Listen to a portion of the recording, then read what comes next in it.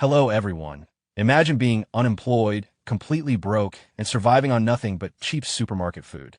Then one day, while ordering some cheap convenience store food online, you discover a mysterious ring hidden inside the package. At first, it seems like a worthless trinket, but it turns out to be a gateway to a post-apocalyptic world. In that world, gold and silver are treated like trash, while food is considered a triple S rank treasure. A single convenience store snack can be worth more than a fortune. With nothing more than a bag of cheap groceries, you can enter this ruined world and return with pockets full of gold. While everyone else is desperately fighting to survive, you have a unique advantage.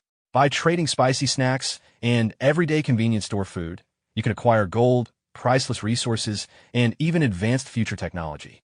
Step by step, you rise far above the competition and begin climbing toward the pinnacle of success.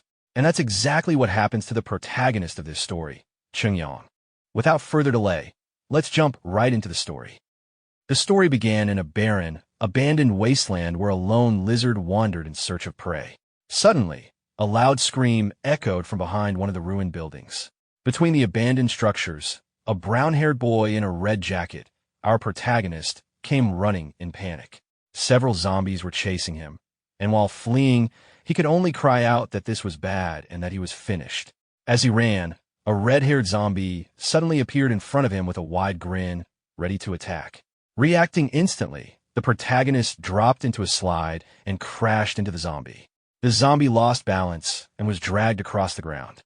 Looking at it in disbelief, the protagonist complained that the thing even knew how to set up an ambush. Still running for his life, he realized the situation he was in and worried that he had only just arrived in this world. Was he really going to die immediately? Then he noticed smoke rising from one of the abandoned buildings.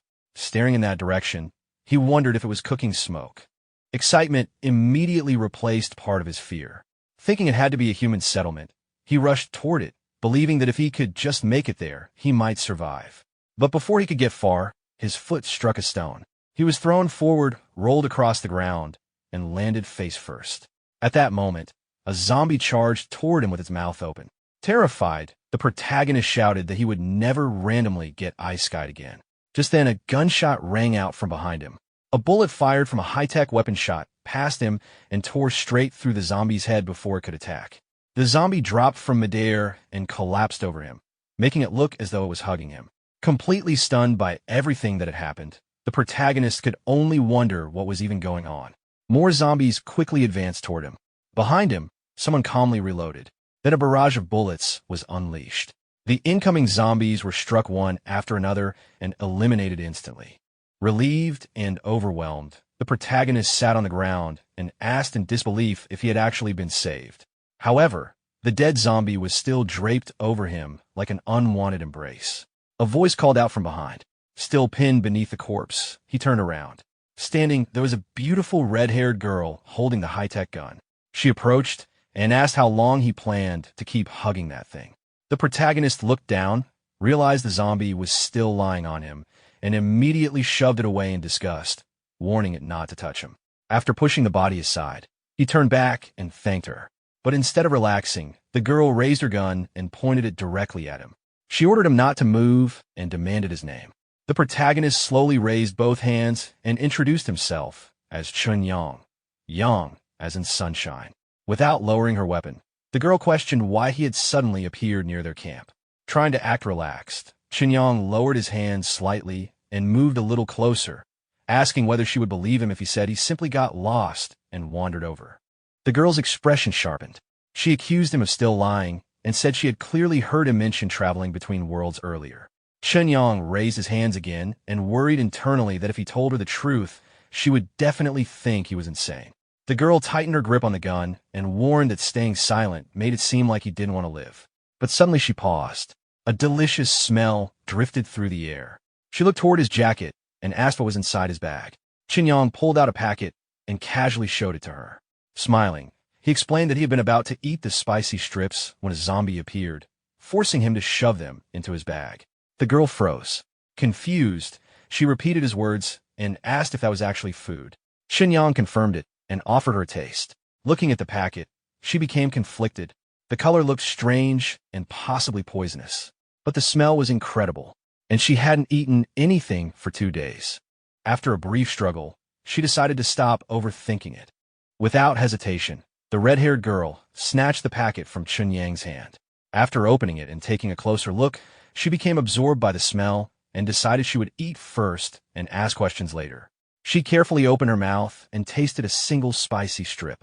The moment the flavor hit her tongue, she froze in surprise. Holding the packet tightly, she blushed and admitted that it tasted incredible. The aroma of flour and oil mixed with seasoning was far better than anything she expected. Hearing her reaction, Chen Yang felt satisfied. To him, this was exactly how it should be. In a post-apocalyptic world, no one could resist food. That thought reminded him of how everything had started. He used to be nothing more than an ordinary office worker living a routine corporate life. A few days earlier, he had suddenly been fired and lost his only source of income. Unexpectedly, inside a box of snacks he had ordered online, he discovered a strange ring. Curious, he put it on. The instant he wore it, he was transported into this post-apocalyptic world. He appeared directly in front of a giant red monster rat with glowing eyes. The creature noticed him immediately and let out a roar. Overwhelmed by the sight, Chen Yang panicked and shouted that it wasn't a dead person at all, but a huge rat, while desperately trying to understand where he had ended up. The rat became even more aggressive and charged toward him. Terrified and nearly in tears, Chen Yang shouted for himself to go home immediately. At that moment, the teleportation activated. In the next instant, he appeared back inside his room. Looking around in confusion, he realized he had returned. His eyes slowly moved to the ring. Although he didn't understand how, he concluded that the ring allowed him to travel freely between reality and the apocalypse. Standing there, he began connecting the pieces. Based on years of watching anime, a sudden realization struck him. Food had to be hard currency in a post-apocalyptic world. If he used this ability properly, he might completely change his life. The memory ended and the scene returned to the present. Lilu looked at Chen Yang with an unusually soft expression. Then she lowered her head and pointed awkwardly at the empty packet, admitting that she had finished everything and apologizing because it had been too delicious to stop. Chen Yang simply smiled and told her it was fine. Then he explained that the organization he belonged to didn't lack food, but lacked many other supplies, which was why he had been sent out to exchange resources. Lilu stared at him in shock. She asked if there really existed an organization in this world that didn't lack food. Chen Yang smiled and told her she was already looking at one. Lilu immediately leaned closer and, blushing slightly, asked if he could hire her. She explained that she knew the surrounding area well and could help him find anything he wanted to exchange for food. As payment, she only wanted 15 packs of those spicy strips each month. Chen Yang considered it and replied that it wasn't impossible, but he knew absolutely nothing about her. Lilu asked what he wanted to know. Chen Yang started asking questions. Her name was Lilu. When he asked about her gender, she looked irritated and asked whether he couldn't tell himself. When he asked her age, she awkwardly answered that she was 19. Chen Yang looked her over and remarked in disbelief that for someone surviving in the apocalypse, her nutrition seemed unexpectedly good for that age. Realizing what he had just said, he quickly coughed and calmed himself. Then he placed a hand on her shoulder and told her that considering how helpful she had already been, he would hire her. Her monthly salary would be 15 packs of spicy strips. Lilu immediately clenched her fist in excitement and thanked him enthusiastically. After that, Chen Yang asked whether she had ever considered knocking him out and stealing the food instead.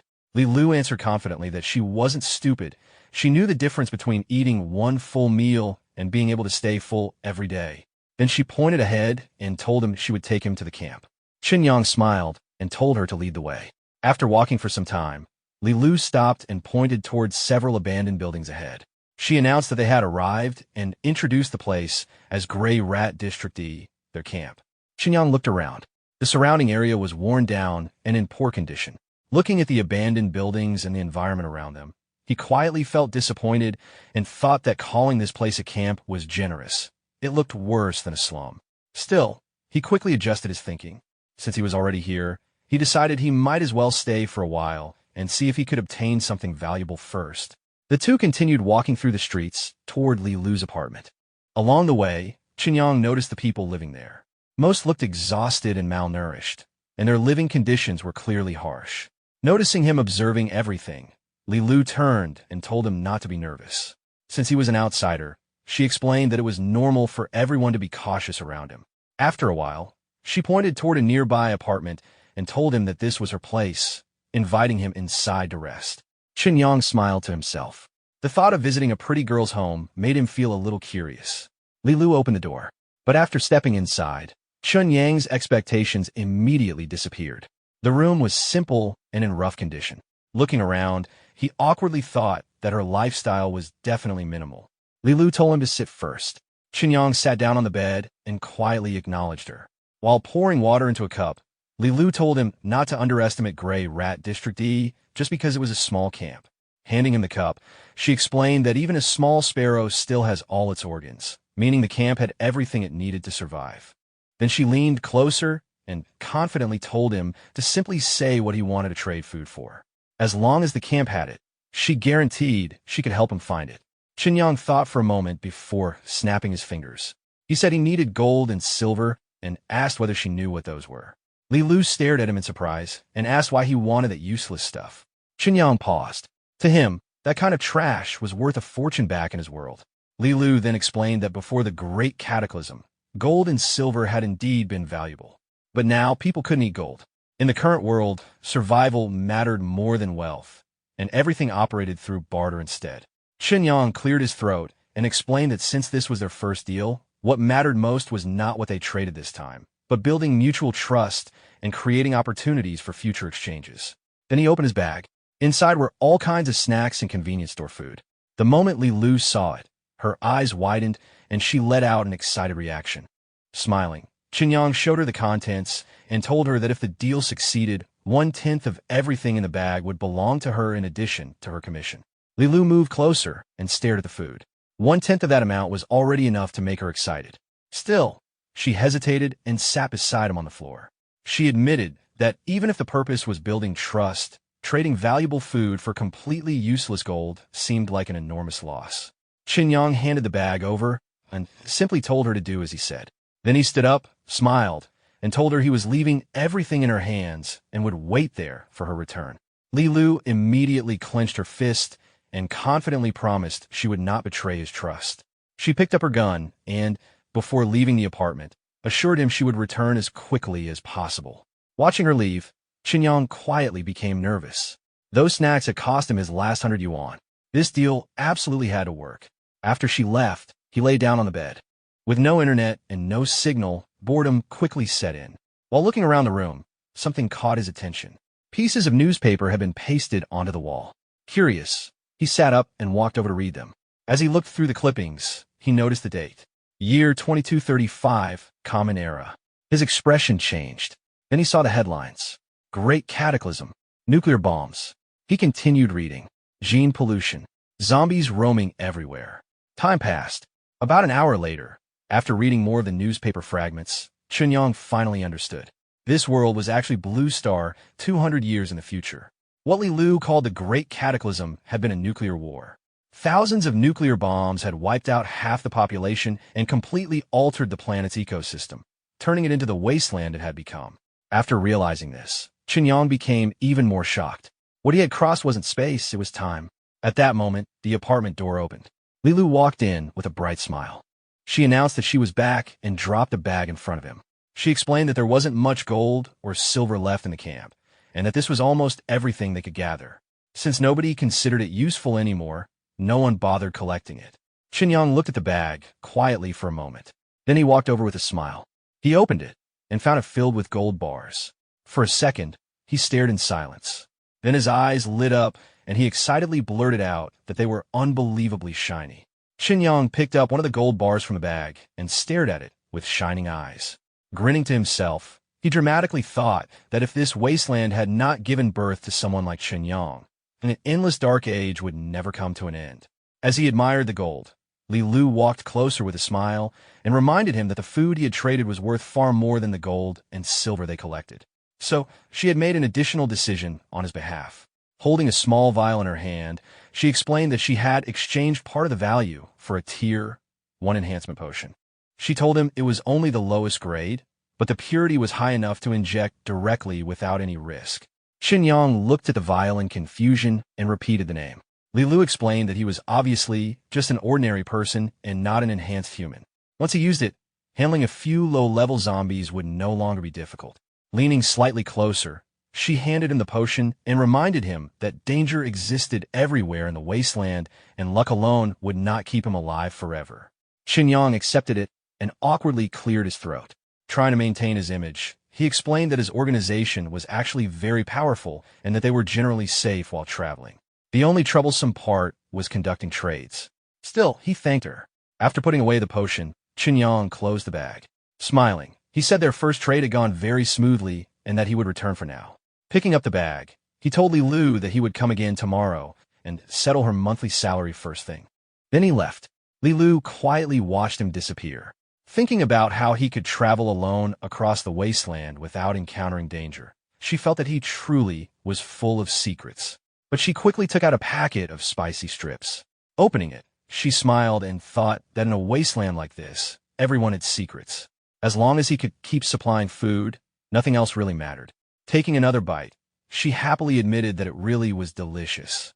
Meanwhile, after reaching a quiet place with nobody nearby, Chen Yang looked around and decided this spot was perfect. Without wasting time, he activated the ring. The teleportation process immediately began.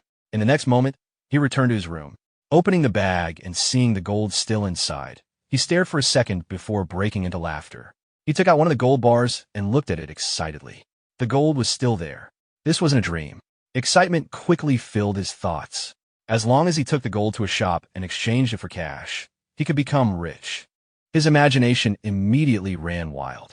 He pictured himself surrounded by mountains of money, living a luxurious life while being served in comfort.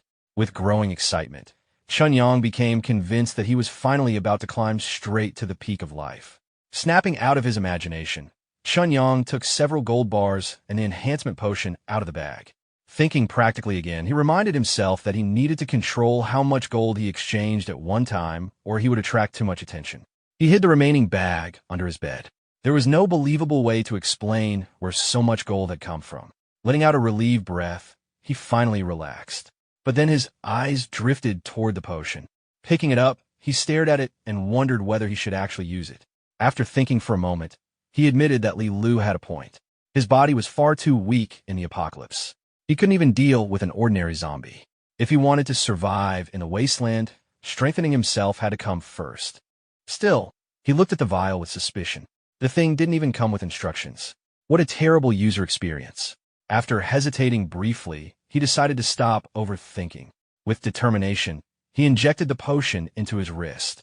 The neon blue liquid flowed into his veins. He pulled out the injector and waited. Nothing happened. Confused, he muttered that he didn't feel any different. Then suddenly, his heartbeat exploded. A sharp pain erupted from inside his chest. Startled, he instinctively crushed the empty injector in his hand. The pain intensified. It felt as if every muscle in his body was being torn apart. Trembling, he collapsed onto his knees. He tried supporting himself with his arms, but couldn't endure it, and ended up pressing one hand and his forehead against the floor while clutching his chest. The pain became unbearable. Inside his body, his genes seemed to begin fusing. His muscles started expanding on their own. Moments later, his clothes stretched and tore apart as his physique rapidly grew larger and more muscular.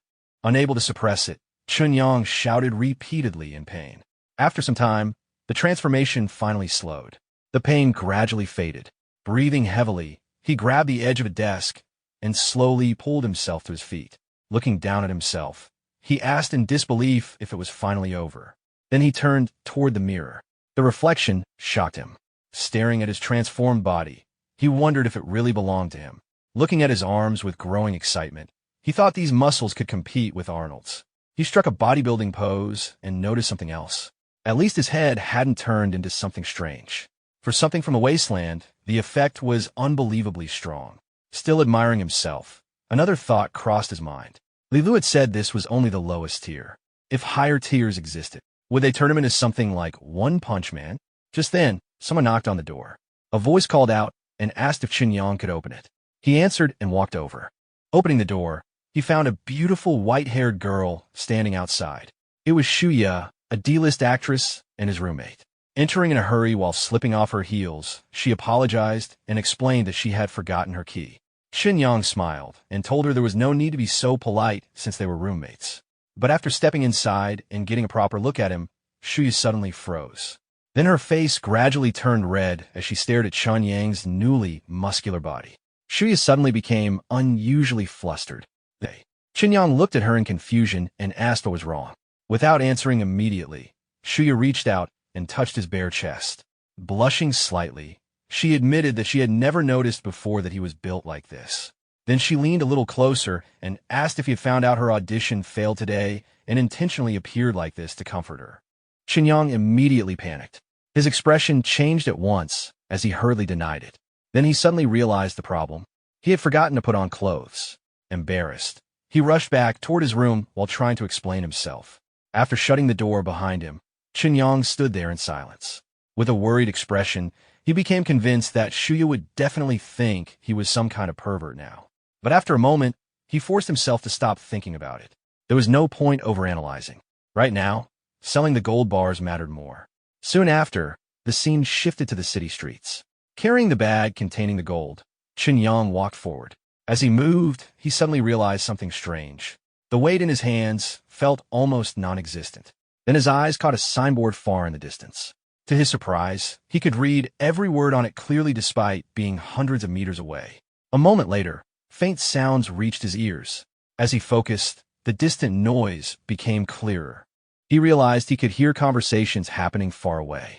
His hearing had improved significantly too. Excitement immediately appeared on his face. The enhancement potion hadn't simply made him stronger, it had upgraded his physical abilities in a very complete way. That realization surprised him even more. Even after a nuclear war, the technology of the wasteland was still 200 years ahead of modern civilization. Clenching his fist, Chen Yang became increasingly excited.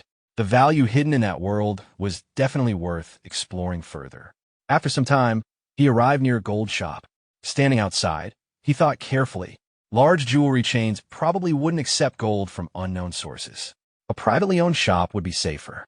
After making up his mind, he confidently walked inside.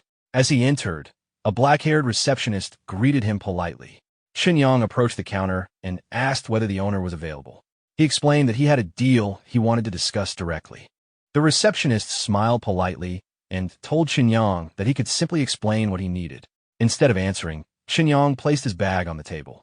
Then he opened it and took out 3 gold bars. Looking at the receptionist calmly, he said he didn't think she was authorized to make decisions on something like this.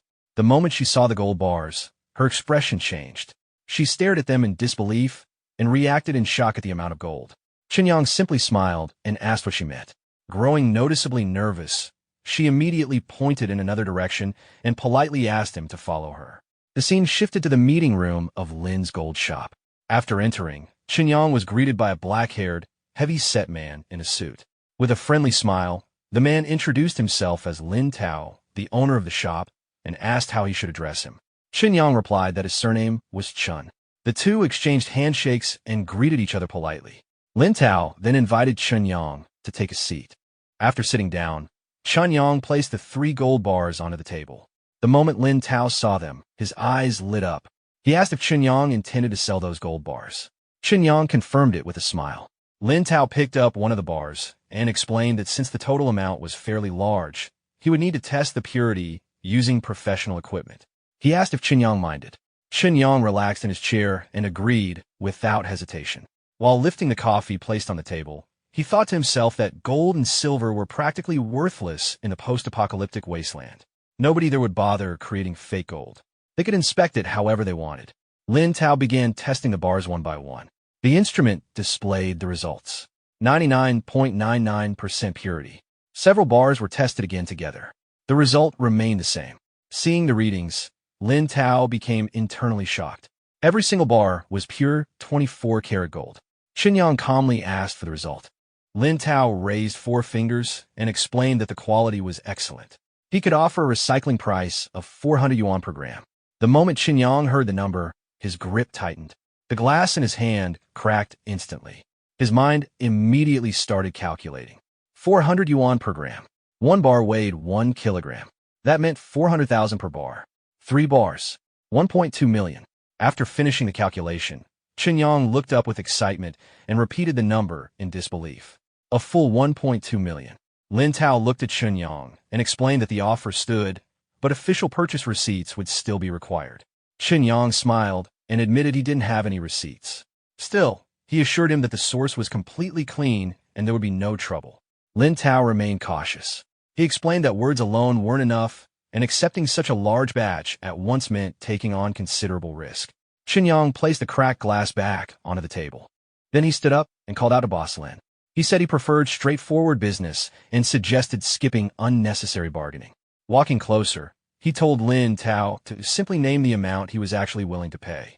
If the price was acceptable, they would make the deal. If not, he casually took the gold bar back from Lin Tao's hand and said they could just treat this meeting as making a new friend. Lin Tao paused before quickly changing his tone. With a smile, he said that in that case, he would take a loss and offer a recycling price of 280 yuan per gram. For all 3 bars together, the total would be 840,000 yuan. Chen Yang immediately smiled and agreed. That sounded much more reasonable. Sometime later, the transaction was completed. A notification appeared on Chen Yang's phone. Bank transfer received. 840,000 yuan. After confirming the payment, Chen Yang placed the gold bars back onto the table and said it had been a pleasure doing business. The two shook hands. Lin Tao told him that if he had more goods to move in the future, they could continue working together. Chen Yang replied that he would think about it. After leaving the gold shop, Chen Yang walked down the street with a smile. Just 3 gold bars had already earned him more than 800,000 yuan. The thought made him even more excited. If he sold all the gold hidden under his bed before he finished imagining it, he practically started celebrating internally. For the first time in a long while, Chen Yang felt like he had finally become rich. The scene then shifted to the apartment complex where Chen Yang lived. Inside the apartment, another brown-haired girl hurried out of her room. She was wearing a yellow jacket over a white hoodie, blue shorts, glasses, and had a piece of toast in her mouth. This was Zhou Dandan, an office worker and Chen Yang's flatmate. In a rush, she searched around while asking where her phone was. Shuya answered and told her it was on the coffee table. Zhou Dandan grabbed the purple phone and immediately rushed toward the exit. But right at the door, she ran into Chen Yang. Chen Yang smiled and asked why she was in such a hurry. Chen Yang stood near the entrance with Zhou Dandan while Shuya walked over. Shuya sighed and explained that there was no need to ask. Zhou Dandan had only just gotten home, and her boss had already called her back for overtime again. Chen Yang spread his hands and smiled. What bad timing. He had just made a small fortune today and had been planning to treat both of them to dinner. Already moving toward the exit, Zhou Dandan complained that Shuya had better eat her portion too. Shuya gave her a thumbs up and agreed immediately. But just before leaving, Zhou Dandan suddenly turned back. Pointing at Chen Yang, she jokingly warned him not to make any moves on Shuya while she wasn't around. Before she could continue, Chen Yang smiled helplessly and asked if he really looked like that kind of person. Zhou Dandan laughed, waved at both of them, and told them to have fun before leaving. After the door closed, Shuya looked at Chen Yang and asked where President Chen planned to take her tonight. Chen Yang casually suggested Regal Grand Hotel. Shuya froze. Looking at him in disbelief, she reminded him that it was a 5-star hotel. Chen Yang simply replied that he wasn't joking. Then, while walking back toward his room, he told her he would see her tonight. After entering his room, Chen Yang immediately knelt beside his bed and reached underneath. He pulled out the bag of gold, taking out more bars. He reminded himself that he needed to hurry and cash out the remaining dozen or so today. The scene shifted to the city. Chen Yang visited one gold shop after another. At one shop, after completing the transaction, he shook hands with the owner and politely said it was a pleasure doing business. At another shop, an elderly owner shook his hand and told him to take care. At yet another store, a green-haired owner waved goodbye and said she looked forward to his next visit. After several rounds of selling, Chen Yang checked his phone. His account balance displayed for million yuan. Seeing the number, excitement immediately returned. With a smile, he thought that the apocalypse truly deserved appreciation. Just then, his phone started ringing. Looking at the screen, he saw the caller ID. Guangxi. Chen Yang picked up and joked, asking why he was suddenly calling and whether he missed him. Meanwhile, Guangxi sat in his office working. On the call, he asked Chen Yang why he hadn't mentioned losing his job. Then he asked if Chen Yang still had enough money for rent and offered to lend him some savings first. Chen Yang suddenly stopped walking. Then he replied confidently that his brother Yang wasn't short on money anymore. But immediately afterward, his expression changed. He asked who told him about losing his job and wondered if the news had already spread that far. Guangxi paused and set aside his work. Then he explained that it was actually Feng Jia, Chen Yang's ex. She had said it wouldn't be appropriate for her to contact him directly, so she asked Guangxi to check on him instead. Hearing that name, Chen Yang stopped for a moment and repeated in surprise, "Her?" On the phone, Guangxi smiled and asked Chen Yang whether Feng Jia might still care about him. If that was the case, why had they broken up? Chen Yang gave an awkward smile and explained that Feng Jia's mother wanted her daughter to date someone who could afford to buy a house in Dijin. And considering his family situation, he simply couldn't meet that expectation. After hearing that, Guangxi became irritated. He said that hearing stories like that only strengthened his determination to stay single. After letting out a breath, Chen Yang asked something that had been bothering him. He wanted to know how Feng Jia even found out about his situation. Since the breakup, he hadn't contacted her at all. Guangxi's tone turned more annoyed. He explained that it was Jiang Jinglong who told her. Everyone knew Jiang Jinglong had always been interested in Feng Jia. And according to what he heard, Jiang Jinglong had even bought shares in Chen Yang's former company and specifically arranged for Chen Yang to be fired just to target him. Hearing that, Chen Yang's expression slowly darkened. Then he coldly muttered that now he finally understood. Sensing the mood change, Guangxi quickly told him to calm down and not do anything reckless. Chen Yang immediately denied it. What did Guangxi take him for? Was he really that kind of person? Hearing that answer, Guangxi finally relaxed and said he would hang up for now. Chen Yang smiled and said goodbye before ending the call. But the moment the call disconnected, his expression changed again. Quietly, he muttered that Jiang Jinglong really was shameless. Then he checked the time. His eyes widened. It was getting late. He immediately hurried toward the hotel.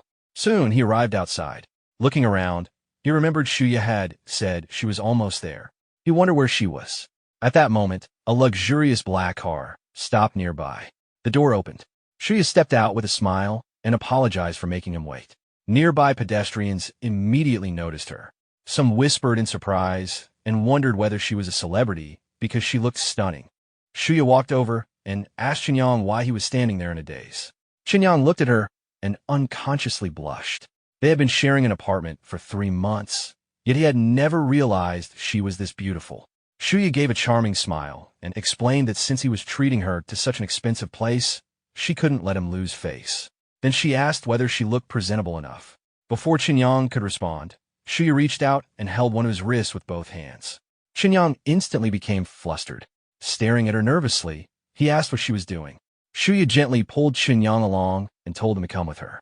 Seeing how stiff he looked, she smiled and explained that this was just basic social etiquette and asked why he was getting so nervous. After entering the hotel, the two were shown to their seats. A waiter arrived and handed both of the menu cards before asking them to place their order. Shuya thanked him and began looking through the menu. But after seeing the prices listed inside, she became internally shocked. The prices here were outrageous. Meanwhile, Chen Yang barely looked at the menu. He handed it back to the waiter and calmly ordered all 3 signature dishes along with 2 treasure crabs. The waiter nodded and told them to wait a moment. Shuya immediately leaned closer and lowered her voice. She reminded him that the 2 crabs alone cost 1,000 yuan and asked why he would order something so expensive. Chen Yang blushed slightly but tried to stay relaxed. He told her not to worry because he was doing pretty well financially right now and could at least afford 2 crabs. Shuya looked at him suspiciously. She reminded him that he had been living on cheap takeout recently and told him not to pretend to be rich in front of her. Chen Yang raised both hands and finally gave an explanation. According to him, his family back home had received compensation from a demolition project. Hearing that, Shuya leaned over again, grabbing him lightly around the neck in a playful way. She joked that if that was true, then she wouldn't feel guilty anymore. This was simply robbing the rich to feed the poor. Chen Yang immediately started coughing awkwardly. Sometime later, the scene shifted outside the hotel. The meal was over, and the two walked out together. Shuya was still holding onto Chen Yang's arm with both hands, just like before. While walking, Chen Yang suggested finding another place afterward for a second round. Shuya smiled and refused. The meal had been too good, but she was completely full. At that moment, someone walked out of the hotel. A voice called out loudly, "Jiang Jinglong." Pointing directly at Chen Yang, he asked what he was doing there. Chen Yang looked surprised by the sudden encounter. Then his expression became irritated. He commented that it really was an unlucky coincidence. Dijin was huge, yet simply going out for a meal was enough for them to run into each other. Jiang Jinglong glanced toward the hotel behind him and arrogantly asked whether Chen Yang actually thought he belonged in a five-star place like this. Chen Yang immediately fired back. He asked whether Regal Grand belonged to Jiang Jinglong's family too, and whether he planned to throw him out just like before. Jiang Jinglong smiled. Then he casually asked if that meant Chen Yang already knew why he got fired. Standing nearby, Shuya looked confused and quietly asked Chen Yang whether this was his friend. Jiang Jinglong finally noticed her. The moment he saw her, his expression shifted. He realized Chen Yang was out having dinner with someone attractive and immediately started thinking that this was the perfect chance. He wanted to expose Chen Yang as a broke loser in front of her, and if possible, take advantage of the situation himself. Jiang Jinglong walked closer and turned to Shuya. With a confident smile, he warned her not to let Chen Yang fool her. He introduced himself as Chen Yang's college classmate and claimed he knew him better than anyone. According to him, Chen Yang was broke, had just lost his job, and was barely managing rent. He argued that bringing someone to a place like this could only mean Chen Yang was spending everything he had to appear wealthy. First, he said, people like that impressed others with appearances, then eventually left them losing both feelings and money. Hearing that, Chen Yang immediately became irritated. He asked whether Jiang Jinglong really thought everyone was as shameless as he was. Shuya simply smiled. Looking at Jiang Jinglong, she asked whether he was kindly warning her. Jiang Jinglong proudly confirmed it. Then he introduced himself properly and declared that nothing upset him more than seeing beautiful women get deceived. Changing his tone, he pulled out a business card and handed it toward her. He mentioned that his company was currently searching for a brand ambassador and asked whether she was interested. She didn't even take it. With visible annoyance, she brushed his hand aside and the card slipped away. Then she directly told him she wasn't interested. Jiang Jinglong kept smiling and tried again. He emphasized that the position came with excellent pay and benefits and asked her to reconsider. Shuya's expression cooled. She reached out and grabbed Chen Yang's jacket. Then she calmly told Jiang Jinglong no, because she was Chen Yang's girlfriend and she didn't appreciate hearing someone insult her boyfriend. She added that with a chairman like him, that company would probably go bankrupt sooner or later. Jiang Jinglong's face immediately darkened. He angrily started responding, but couldn't finish. Ignoring him completely, Chen Yang and Shuya turned and walked away. Chen Yang looked at her and gave a thumbs up. Smiling, he commented that she was surprisingly good at creating drama. Shuya leaned closer and quietly reminded him that she was an actress. Then she held his shoulder with both hands and, still acting the part, told him to come on and not waste time dealing with trash. Behind them, Jiang Jinglong stood frozen. Clenching his fist, he angrily muttered that she had to be blind to choose someone like Chen Yang. At that moment, another voice appeared. Feng Jiao walked out of the hotel. Then she called out to Jiang Jinglong and asked if he could take her home. Jiang Jinglong immediately changed expressions. He told her there was no need to rush. Instead, he revealed that he had already booked them a table at a bar and suggested they continue the night with a few more drinks. Feng Jiao looked at Jiang Jinglong and calmly told him that there was no need. She wasn't interested. Then, while walking away, she added that she would transfer her share of tonight's dinner bill later. Jiang Jinglong froze. Before he could respond, a car arrived. Feng Jiao walked over without hesitation. Jiang Jinglong quickly followed after her and repeatedly called out to her. But she ignored him. She got into the car, shut the door, and the vehicle drove away. Left standing alone, Jiang Jinglong's expression darkened. Clenching his fist, he angrily complained that she worked at his company and still dared to act so distant and untouchable around him. Meanwhile, the scene shifted. On a bridge in the city, Chen Yang and Shuya walked side by side. Shuya broke the silence and complained that the guy earlier had been incredibly annoying. Chen Yang simply nodded. After a while, the two stopped near the railing. Looking out ahead, Chen Yang said that because of running into Jiang Jinglong tonight, he had realized something. Shuya looked confused and asked what he meant. Chen Yang explained that after suddenly having money in his hands, he kept thinking about what kind of field he should enter if he wanted to build something meaningful. Then he raised his fist toward the night sky.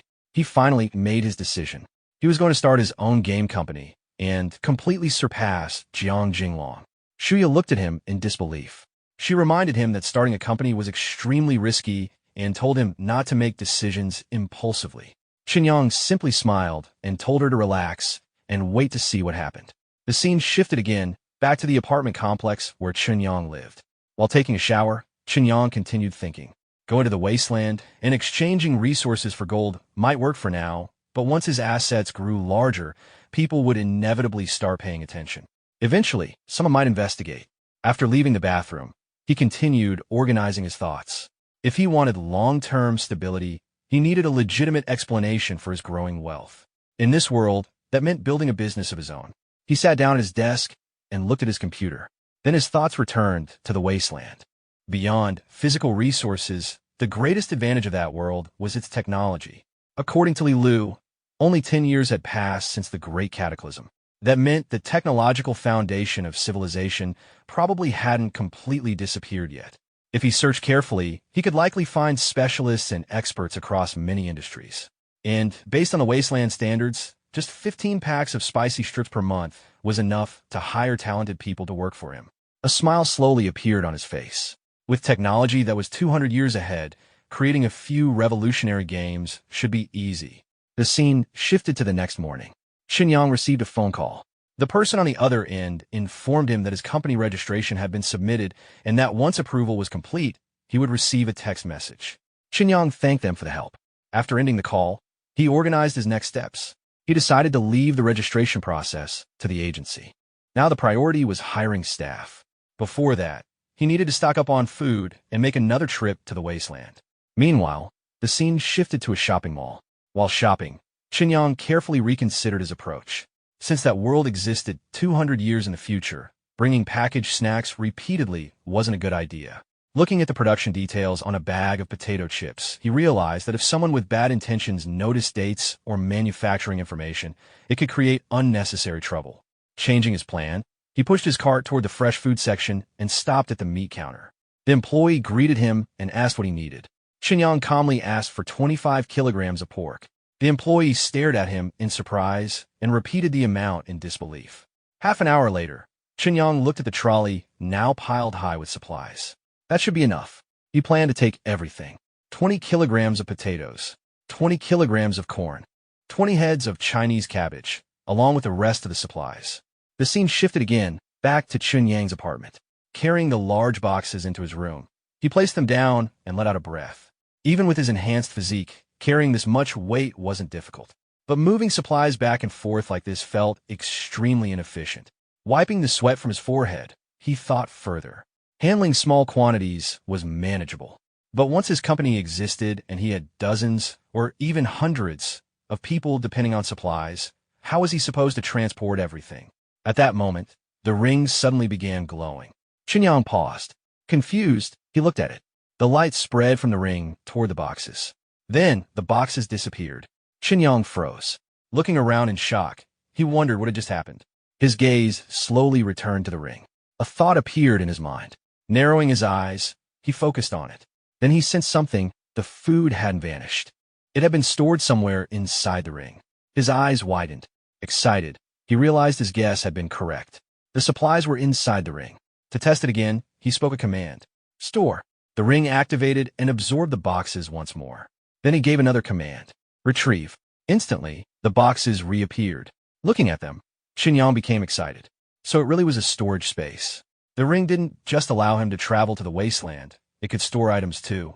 Overcome with excitement, Chen Yang grabbed the ring and repeatedly kissed it. Looking at it with satisfaction, he joked that just when he needed help, it handed him a pillow. As expected, its service was unbeatable. Then he raised his hand and gave the command, off to the apocalypse. Within seconds, the teleportation activated. The next moment, he returned to the post-apocalyptic world. After arriving, he activated the ring again. The food boxes appeared in front of him. Looking at them, Chen Yang reminded himself that he still couldn't reveal this ability to anyone. To avoid suspicion, he decided to continue carrying things manually whenever he visited Li Lu. Meanwhile, the scene shifted to Li Lu's room. She sat quietly holding the spicy strip packet. Only traces of oil and seasoning remained inside. She dipped a finger into the leftover flavoring and looked at the shiny layer coating her fingertip. Then she tasted it. Immediately, she closed her eyes and enjoyed the flavor. Quietly, she admitted to herself that she really wanted another pack. but she quickly forced herself to stay rational. Properly sealed, long-lasting food was an extremely precious resource. Looking at the remaining spicy strips, she reminded herself again that food like this could become life-saving in desperate situations. If rationed carefully, even one pack could keep someone alive for over a week. Then another thought struck her. Chen Yang had traded such valuable food for a pile of useless gold. Her expression slowly changed. Any organization with abundant food wouldn't be lacking in members. If Chen Yang really wasted resources like that, wouldn't his organization punish him? The more she thought about it, the more uneasy she became. Eventually, she sat down helplessly on the bed. Quietly, she convinced herself that he probably wasn't coming back. Maybe everything had just been a brief and unrealistic dream. Then, the door suddenly slammed open. Chen Yang walked in carrying large boxes of food. As soon as he entered, he casually called out for help moving everything. Li Lu froze. Then she immediately launched herself toward him in excitement. Shouting "Boss!" she jumped too enthusiastically and crashed into him. The two lost balance and fell together, along with the boxes. Li Lu landed sitting across his lap. Looking at him in disbelief, she said she couldn't believe he had really come back. Then her emotions broke through. She started crying and admitted she thought he had lied to her yesterday. Overwhelmed, she leaned closer. Blushing awkwardly, Chen Yang asked why he would lie. Still emotional, Li Lu explained. Yesterday, he exchanged food for useless gold. In the tier, one enhancement potion wasn't remotely worth an entire backpack of food. She had convinced herself that his organization would punish him. Chen Yang gently rubbed her head. He told her not to worry. His status inside the organization was very high. To him, a single pack of food meant nothing. Besides, he traded for gold because it had real value to him, so he hadn't lost anything. Li Lu quietly nodded and said she understood. Chen Yang immediately pointed at the mess around them and loudly told her that if she understood, she should help pick everything up because the food had rolled everywhere. As they started gathering supplies, Li Lu suddenly froze. She stared at one of the cabbages. Then she looked up in disbelief. Her voice rose in shock. Vegetables. Her eyes widened as she realized something unbelievable. Chen Yang's organization could actually grow vegetables. Looking at Li Lu's reaction, Chen Yang casually pointed out that it was only Chinese cabbage and asked whether it was really worth being that surprised. Li Lu immediately explained. After the Great Cataclysm, the soil became heavily polluted. Because of that, ordinary vegetables could no longer survive through cultivation. Hearing that, Chen Yang simply waved his hand and told her not to get emotional over it. If she liked them that much, he said he could just give all the vegetables to her since it wasn't a big deal. Li Lu froze. She repeated his words in disbelief and asked if he truly meant giving them to her. Holding the cabbage carefully, she explained that vegetables were far too valuable.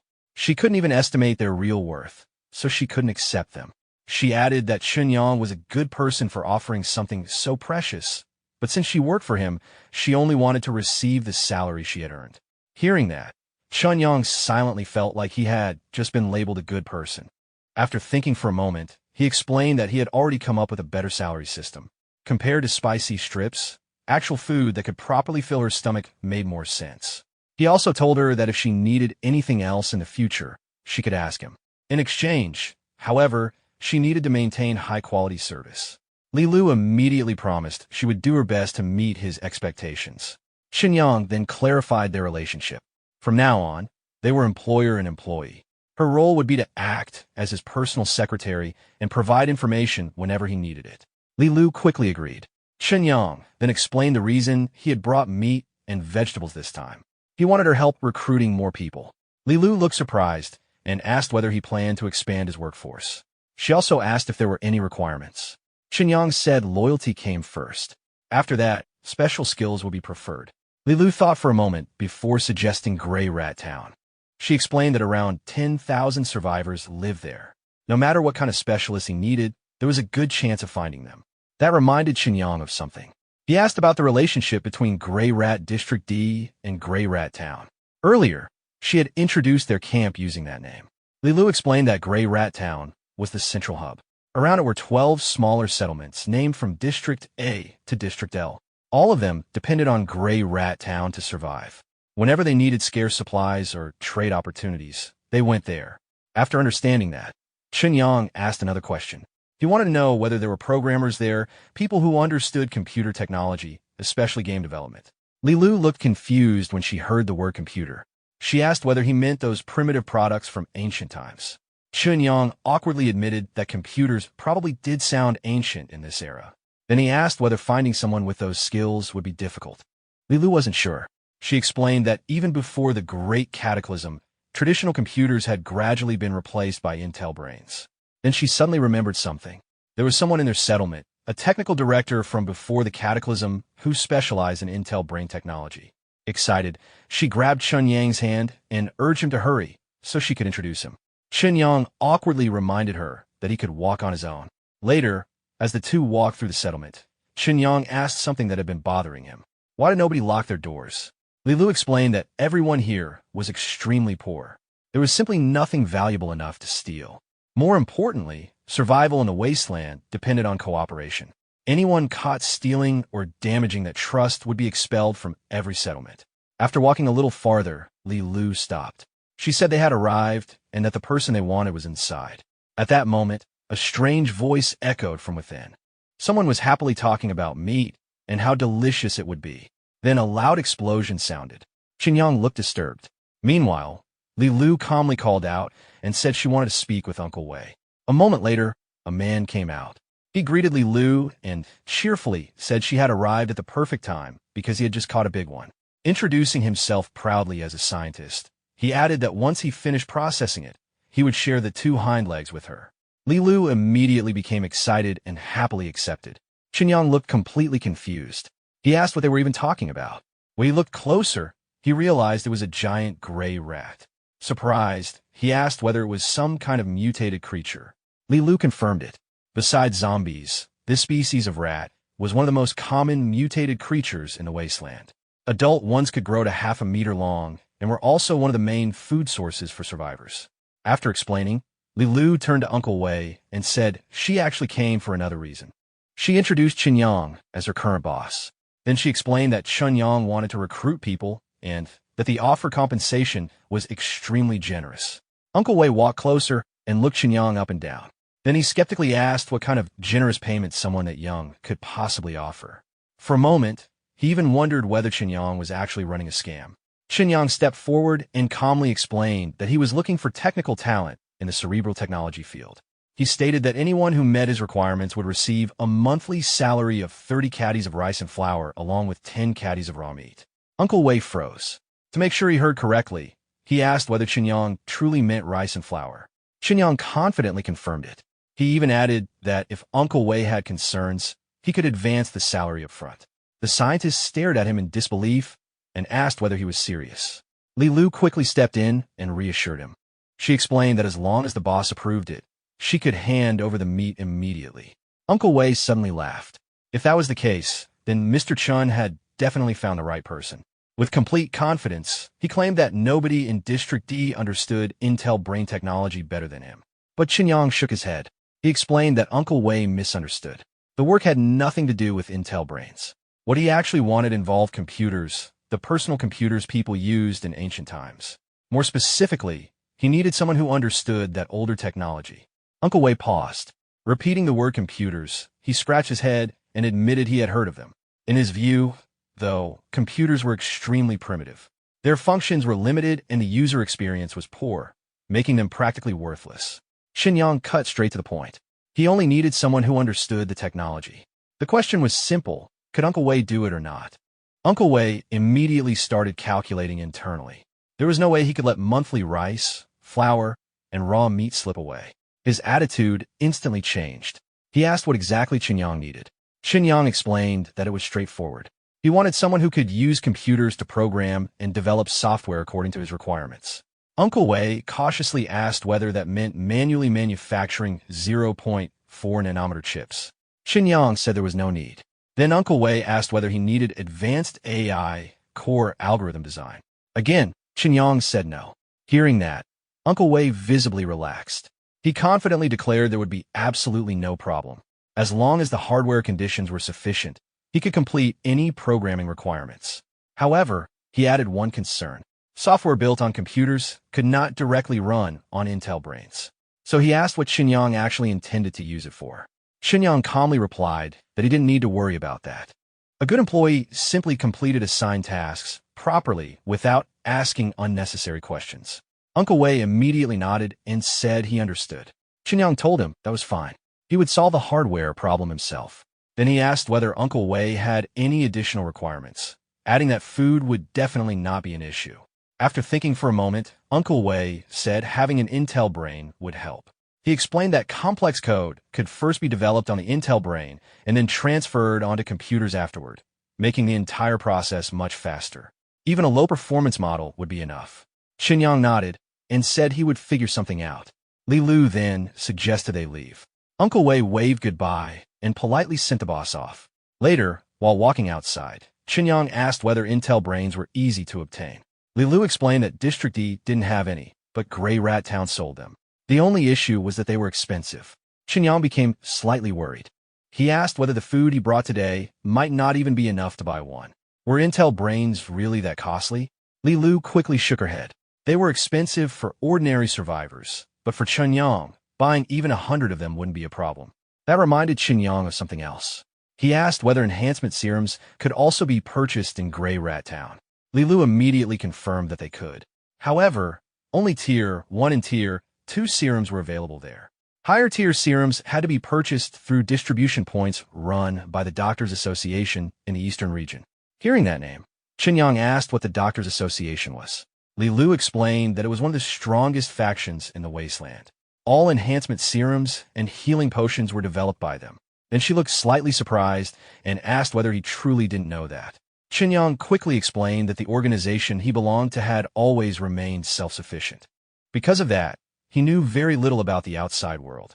Then he added that since she would already be traveling to Gray Rat Town, he also wanted her to visit the Doctors Association and purchase a batch of enhancement serums.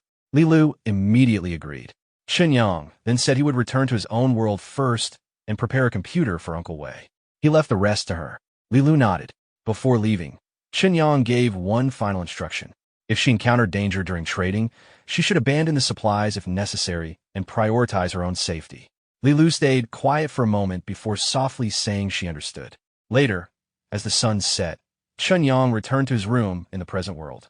Thinking about the agreement he had just made, he calculated that 30 caddies of rice and flour plus 10 caddies of raw meat was essentially enough to hire a technical director for less than 400 yuan a month. To him, the wasteland really felt like a gold mine of opportunities. Stretching comfortably, he joked to himself that ordinary people like him were finally living pretty well. Just then, Chen Yang noticed Zhou Dandan lying nearby while scrolling through her phone and thinking about what to order for dinner on Pinduoduo. Seeing how relaxed she looked made him feel slightly awkward, though he secretly found it amusing.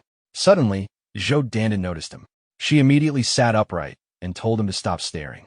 Confused, she asked why he was home when she had looked into his room earlier and clearly hadn't seen anyone. Chen Yang casually replied that he had been home the entire time and suggested she might have remembered wrong. Then he said he had something to do and needed to head out, but promised to treat her to dinner later. With that, he quickly left. After the door closed, Zhou Dandan sighed and quietly complained to herself that men were all the same. Later, outside, Chen Yang remembered that Shuya had failed her audition earlier. Since she sometimes worked part-time at Computer City, he decided to buy a computer from her. When he arrived, he saw Shuya working at the reception desk. At that moment, a man was talking to her in an overly suggestive manner. He asked whether she had reconsidered his proposal and hinted that if she agreed, he would come back tomorrow to make the purchase. Shuya calmly rejected him. She told him they sold computers there and did not provide the kind of service he was implying. Chen Yang raised a hand and called the sales associate over, saying he had a few questions. Shuya quickly walked over and quietly admitted she was glad he showed up because that annoying guy had been bothering her nonstop. Chen Yang asked whether the customer was aggressively bargaining. Shuya shook her head. The man was assembling a custom computer, but kept trying to invite her out for drinks. Then she looked at Chen Yang and asked whether she really seemed like someone who would agree to that. Afterward, she asked what he actually came for and joked that he couldn't have come just to watch her suffer. Chen Yang said he came to build a computer. He reminded her that he had mentioned starting a game company and asked her to help assemble a top-spec desktop. He specifically requested the newest graphics card and the best available components. Shuya looked surprised. She reminded him that the highest-end setup in the shop cost around 100,000 yuan. He was opening a company, not building a gaming room. So why spend that much? Chen Yang explained that he needed a high-performance machine to test software limits. Shuya nodded and asked him to wait while she prepared everything. As she walked away, the fat man returned. Quietly, he convinced himself that he had to get her somehow. Then he turned to Chen Yang and asked what he planned to buy and what budget he had. Chen Yang simply pointed at the 100,000 yuan machine and said that was the one. The man stared in shock and asked whether he was serious. At that moment, Shuya returned carrying the packaged equipment. She told Chen Yang the total came to 130,000 yuan and asked how he wanted to pay. Seeing the transaction actually happening, the man became completely stunned. Chen Yang looked at him and jokingly asked whether he still wanted to invite him out for drinks. The man immediately backed off and hurried away. Meanwhile, back in Grey Rat Town, Li Lu walked through the streets carrying a large backpack. Several people nearby quietly watched her. One man approached and casually invited her to spend some time together. Li Lu directly refused, but the man continued moving closer and quietly commented to his companions that her backpack looked unusually full and probably contained something valuable. Li Lu immediately told him to back off. She slightly revealed the gun at her side and warned him not to force her to act. The moment the man saw the weapon, he stopped. Someone nearby muttered in surprise that she was carrying a gun. Li Lu continued walking calmly. Inside, however, she kept reminding herself not to show weakness. If she looked vulnerable for even a moment, those people would swarm her immediately. After walking farther, she finally reached a wasteland repair shop. Approaching the counter, she asked to buy an Intel brain. The owner explained that the basic model cost 15 kilograms of gray rat meat. Adding a plug-in module would cost another 5 kilograms. Li Lu calmly chose the basic version. The owner checked her goods and confirmed the amount was sufficient. Then he handed over the Intel brain and packed it into her bag. Before she left, he asked whether she wanted to trade for anything else and mentioned that he had plenty of valuable items available. Li Lu politely refused. After she walked away, one of the nearby men asked whether they should follow her. Another shook his head and said it wasn't worth the risk. As Li Lu continued through the streets, she quietly let out a breath. That had been close. If anyone had discovered the cabbage she was carrying, the entire settlement might have lost control. After traveling farther, she finally reached another location. Standing at the entrance, she quietly said she had arrived. Someone inside welcomed her and told her to look around. Inside the shop, many kinds of serums were displayed: meerkat serums, steel serums, bull serums, tier 1 enhancement serums, tier 2 enhancement serums, and even tier 3 enhancement serums. Li Lu looked over all of them calmly. Then she shook her head. These were still too basic. She wanted higher grade serums. The shopkeeper laughed and told Li Lu that high-grade serums were not something a young girl like her could afford. Without responding, Li Lu slowly took out the cabbage and showed it to him. The moment he saw it, his expression changed. His eyes widened in shock. Before Li Lu could react, the man suddenly moved. He rushed past her so quickly that even she was startled by his speed.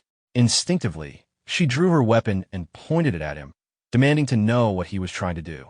The man calmly told her not to worry. He had no intention of robbing her. Besides, if he truly wanted to take it, her damaged gun wouldn't make any difference against a tier 9 enhanced human. Li Lu froze. She repeated the words in disbelief. Tier 9 enhancement? She couldn't understand why someone at that level would be assigned as a distributor in a remote place like Grey Rat Town. The man shrugged. In the wasteland, he said, impossible things happen all the time. Then he politely asked whether he could examine the cabbage more closely. After hesitating, Li Lu handed it over. The moment it reached his hands, his composure disappeared.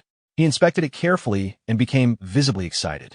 The freshness, the color, it was unbelievable. This was a completely fresh Chinese cabbage untouched by radiation. To him, it felt like witnessing a miracle. Li Lu calmly said that if he wanted it, he should exchange it for something of equal value. The man immediately warned her not to raise the price excessively just because she had leverage. Li Lu remained calm. She reminded him that vegetables could no longer be cultivated in the wasteland. Someone like him should understand the value of something like this. The man nodded. He admitted that its rarity made it valuable. But he also said he didn't want his trading partner to become greedy. Li Lu replied that she had enough sincerity to make a fair deal. Hearing that, the man agreed. He pressed a hidden switch. A concealed compartment opened. Inside were several items. To show his sincerity, he presented a full set of enhancement serums from tier 1 through Tier 6. There is also a healing potion capable of treating illnesses caused by cellular mutation. Then he revealed the final item, a brand new carbon fiber power armor. Li Lu stared in shock and asked whether all of that belonged to her. The man immediately denied it. She could only choose 2 items. Then he pushed the choices forward. Confused, Li Lu asked why he introduced the armor if she couldn't take it. The man smiled. Naturally, that was for their second transaction. He pressed the button again, and the display closed. Then he explained that if she wanted the armor, she would need to bring more Chinese cabbage or other vegetables next time. Hearing that, Li Lu immediately became cautious. She wondered how he knew she had access to more vegetables. The man explained his reasoning. The cabbage was too perfect. There was no way it had appeared by accident. Any faction capable of producing vegetables surely wouldn't stop at a single cabbage. Li Lu quickly denied it. She claimed she simply found it inside ruins that existed before the Great Cataclysm. The man smiled. Even if such ruins existed, they wouldn't preserve only one cabbage. He told her to return and discuss it with her companions. For people surviving in the wasteland, vegetables were surely less practical than powerful armor. Li Lu thought about it. Then she agreed. She told him to keep the armor safe because she would return as soon as possible. After she left, the man quietly spoke to himself. Although he had been exiled to this miserable place after losing a power struggle, perhaps this exile would become an opportunity if he could obtain such valuable vegetables. Meanwhile, back in a modern world, Chen Yang stood beside a truck parked near a supermarket. One of the delivery workers told Mr. Chen that the goods had arrived and asked where everything should be unloaded. Chen Yang casually pointed toward a nearby storage area. As the workers carried the boxes, one quietly remarked that the meat alone was worth more than 20,000 yuan and wondered why anyone would buy so much at once. Another worker immediately told him not to worry about it and focus on his job. After unloading everything, they informed Chen Yang that he could contact them again anytime if he needed more supplies. Then the truck drove away. Chen Yang looked around the empty alley. Fortunately, there were usually no people there and no surveillance cameras. Otherwise, he wouldn't even know where to put so many supplies. Once he confirmed nobody was around, he activated the ring. In an instant, everything disappeared into storage. But after doing it, he became more thoughtful. This method wasn't sustainable. As the quantity of supplies increased, eventually someone would catch him. He even joked to himself that if he somehow ended up trending online again, his entire situation would be exposed. After thinking carefully, he came up with a temporary solution. Renting a private factory building would be safer. He also considered partnering with a food factory. That way, he would gain proper storage space and dramatically increase the variety of food he could bring into the wasteland. Thinking about it further, Chen Yang became more satisfied. Just as he expected, the ring's storage space existed in a state of complete stasis. No matter how much fresh food he stored inside, nothing would spoil. To test his theory, Chen Yang took out an ice cream from the ring and ate it. While enjoying it, his phone suddenly rang. The caller informed him that the registration process for Chen Yang Technology Company Limited had been completed. Chen Yang calmly acknowledged it. After ending the call, he smiled to himself. From this moment onward, his career had officially begun. Later, after returning home, he announced that he was back. Zhou Dandan immediately asked where he had disappeared to earlier since he left in such a hurry. Jokingly, she wondered whether he had gone for a job interview. Chen Yang said he had forgotten to mention something. He explained that he had started his own company, so there was no need to look for work anymore. Zhou Dandan looked at him suspiciously and asked whether he thought she was that easy to fool. Chen Yang insisted he wasn't lying and repeated the explanation about his hometown recently receiving demolition compensation. Hearing that, Zhou Dandan suddenly understood. That explained why he had suddenly become generous enough to treat them to such an expensive dinner the night before. She joked that demolition money really changed people. Then she sighed. Her family lived in a small county town, so even if their place got demolished, the compensation probably wouldn't amount to much. But then she noticed something odd. She asked why he was covering his nose. Chen Yang casually changed the subject and asked how much she currently earned. Zhou Dandan replied that after deductions, she only took home a little over 5,000 yuan a month. If the company didn't provide meals, she joked that she would have starved long ago. Then she dramatically collapsed onto the couch and wondered when ordinary people like them would finally experience becoming rich overnight. Chen Yang laughed. Getting rich overnight might be unrealistic, but he offered her something else. Would she consider joining his company? He offered 3 times her current salary, 15,000 yuan a month. Zhou Dandan immediately started calculating. If she saved carefully, she could put away almost 100,000 yuan in a year. Her imagination instantly ran ahead, hot pot, whenever she wanted, and new bags whenever she felt like it. Chen Yang smiled and asked whether that meant she agreed. Zhou Dandan quickly denied it. She hadn't agreed yet. What if his company collapsed in a few days? She told him to explain the company's situation first, so she could judge properly. While speaking, she even took out a pen and started making notes. Chen Yang explained that the company had just been registered today with a capital of 1 million yuan. Its main focus would be PC and mobile games. Zhou Dandan nodded while writing. Then she commented that, so far, the company still sounded unreliable. Aside from having money, there didn't seem to be anything else. A game company should at least have a roadmap and a technical team. Chen Yang confidently reassured her. That was exactly where their biggest competitive advantage would appear. Zhou Dandan continued analyzing things seriously. Right now, the most important issue was finding office space. After that, they would need to handle licenses and all kinds of applications. Then she suddenly picked up her bag and prepared to leave. Chen Yang asked where she was going. She casually replied that she was obviously going to resign. Hearing that, Chen Yang became a little emotional. Without saying it directly, she was already supporting him. Just then his phone rang. Chen Yang answered. After listening quietly for a moment, his expression changed. He said he understood and that he would leave immediately. Noticing his face turn pale, Zhou Dandan asked whether something had happened. Chen Yang explained that his grandfather had always been in poor health. Recently, he had been diagnosed with a serious illness. According to the doctor, he might only have around a month left. Chen Yang needed to return home and see him. He sincerely thanked Zhou Dandan. She waved it off and reminded him there was no need to be formal between roommates. Instead, she urged him to hurry home. Chen Yang immediately started packing. But while preparing to leave, another thought appeared. He absolutely couldn't accept this outcome. He remembered the enhancement serums from the Apocalyptic World. Maybe there was still a chance. Holding on to that possibility, he left determined to find a solution. Later, at Dihang High-Speed Rail Station, the station was crowded with travelers. Chen Yang stood among them waiting. Suddenly, a woman called out his name and asked whether he was Chen Yang. Turning around, he recognized her. It was Zhu Run. She smiled and said she hadn't expected to run into an old classmate. Thinking about it, she realized they hadn't seen each other in 7 years. Then she asked whether he was also heading back to Wanghai City. Chen Yang confirmed it. At that moment, the station announcement informed passengers that ticket inspection would begin shortly. Chen Yang suggested they walk and talk. Zhu Run agreed. As they headed toward the gate, she asked where his seat was. If possible, she wanted to switch seats with someone nearby so they could sit together. Chen Yang checked his ticket and explained that because he booked in a hurry, only business class seats were available. Zhu Run said they could just chat after arriving in Wanghai. But Chen Yang smiled and said there was no need. He already had another idea. Zhu Run looked confused and asked what he meant. Chen Yang asked Zhu Run to wait for a moment and walked over to a nearby staff member. Politely, he asked whether there were any empty seats left in business class. The staff member checked and confirmed there were. Out of the 4 business class seats in his row, only his ticket had been sold. Chen Yang asked her to move Zhu Run's ticket to the seat beside his and said he would cover the difference. Zhu Run stared at him in surprise. The staff member completed the change and handed her the new ticket, reminding her to keep it safe. Overjoyed, Zhu Run immediately ran over and hugged Chen Yang while thanking him excitedly. The sudden hug caught him off guard.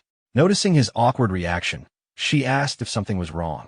Chen Yang quickly brushed it off and told her it was nothing. Later, after boarding the train, Zhu Run looked around curiously.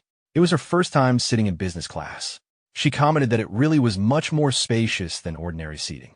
Then she asked something she had been wondering about. She remembered that Chen Yang had already been working in Dihang and asked why he suddenly decided to return to Wanghai. Chen Yang explained that his grandfather was sick.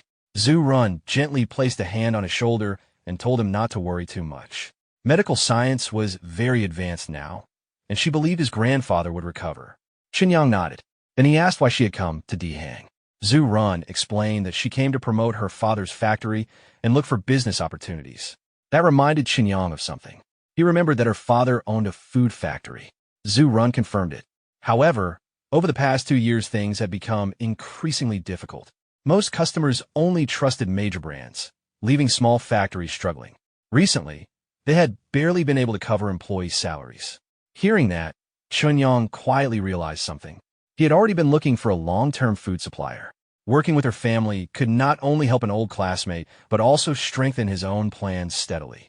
So he told Zhu Run that he might actually be able to help. She looked surprised and asked how. Chen Yang explained that he happened to be searching for a food factory to establish long-term cooperation and supply agreements. Zhu Run immediately asked if he was serious. Chen Yang confirmed it, but added that he would need to inspect the factory first. Zhu Run agreed without hesitation. Still, she remained curious. They had only graduated a few years ago, so she wondered why he suddenly had demand large enough to support long-term purchasing.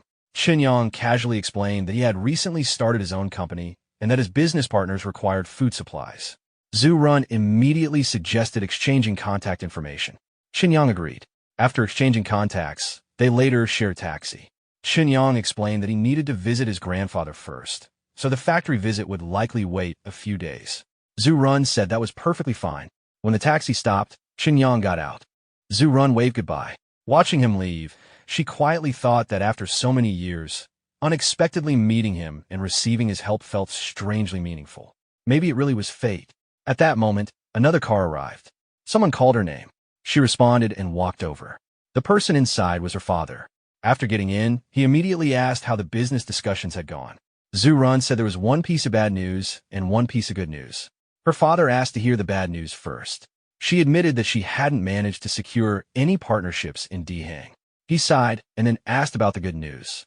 Zhu Run explained that she unexpectedly met an old classmate named Chen Yang on the train. Coincidentally, he had demand for a large order and planned to visit their factory for inspection in a few days. Her father immediately became cautious.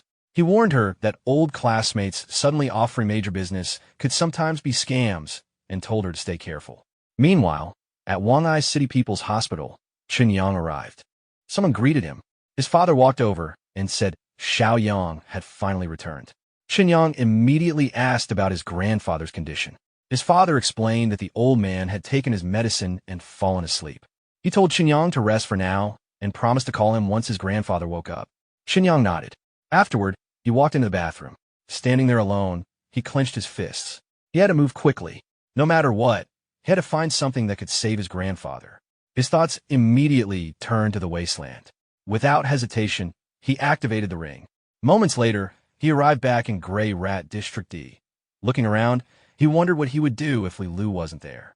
For a moment, he considered asking Uncle Wei instead, but he still wasn't sure whether he trusted him completely.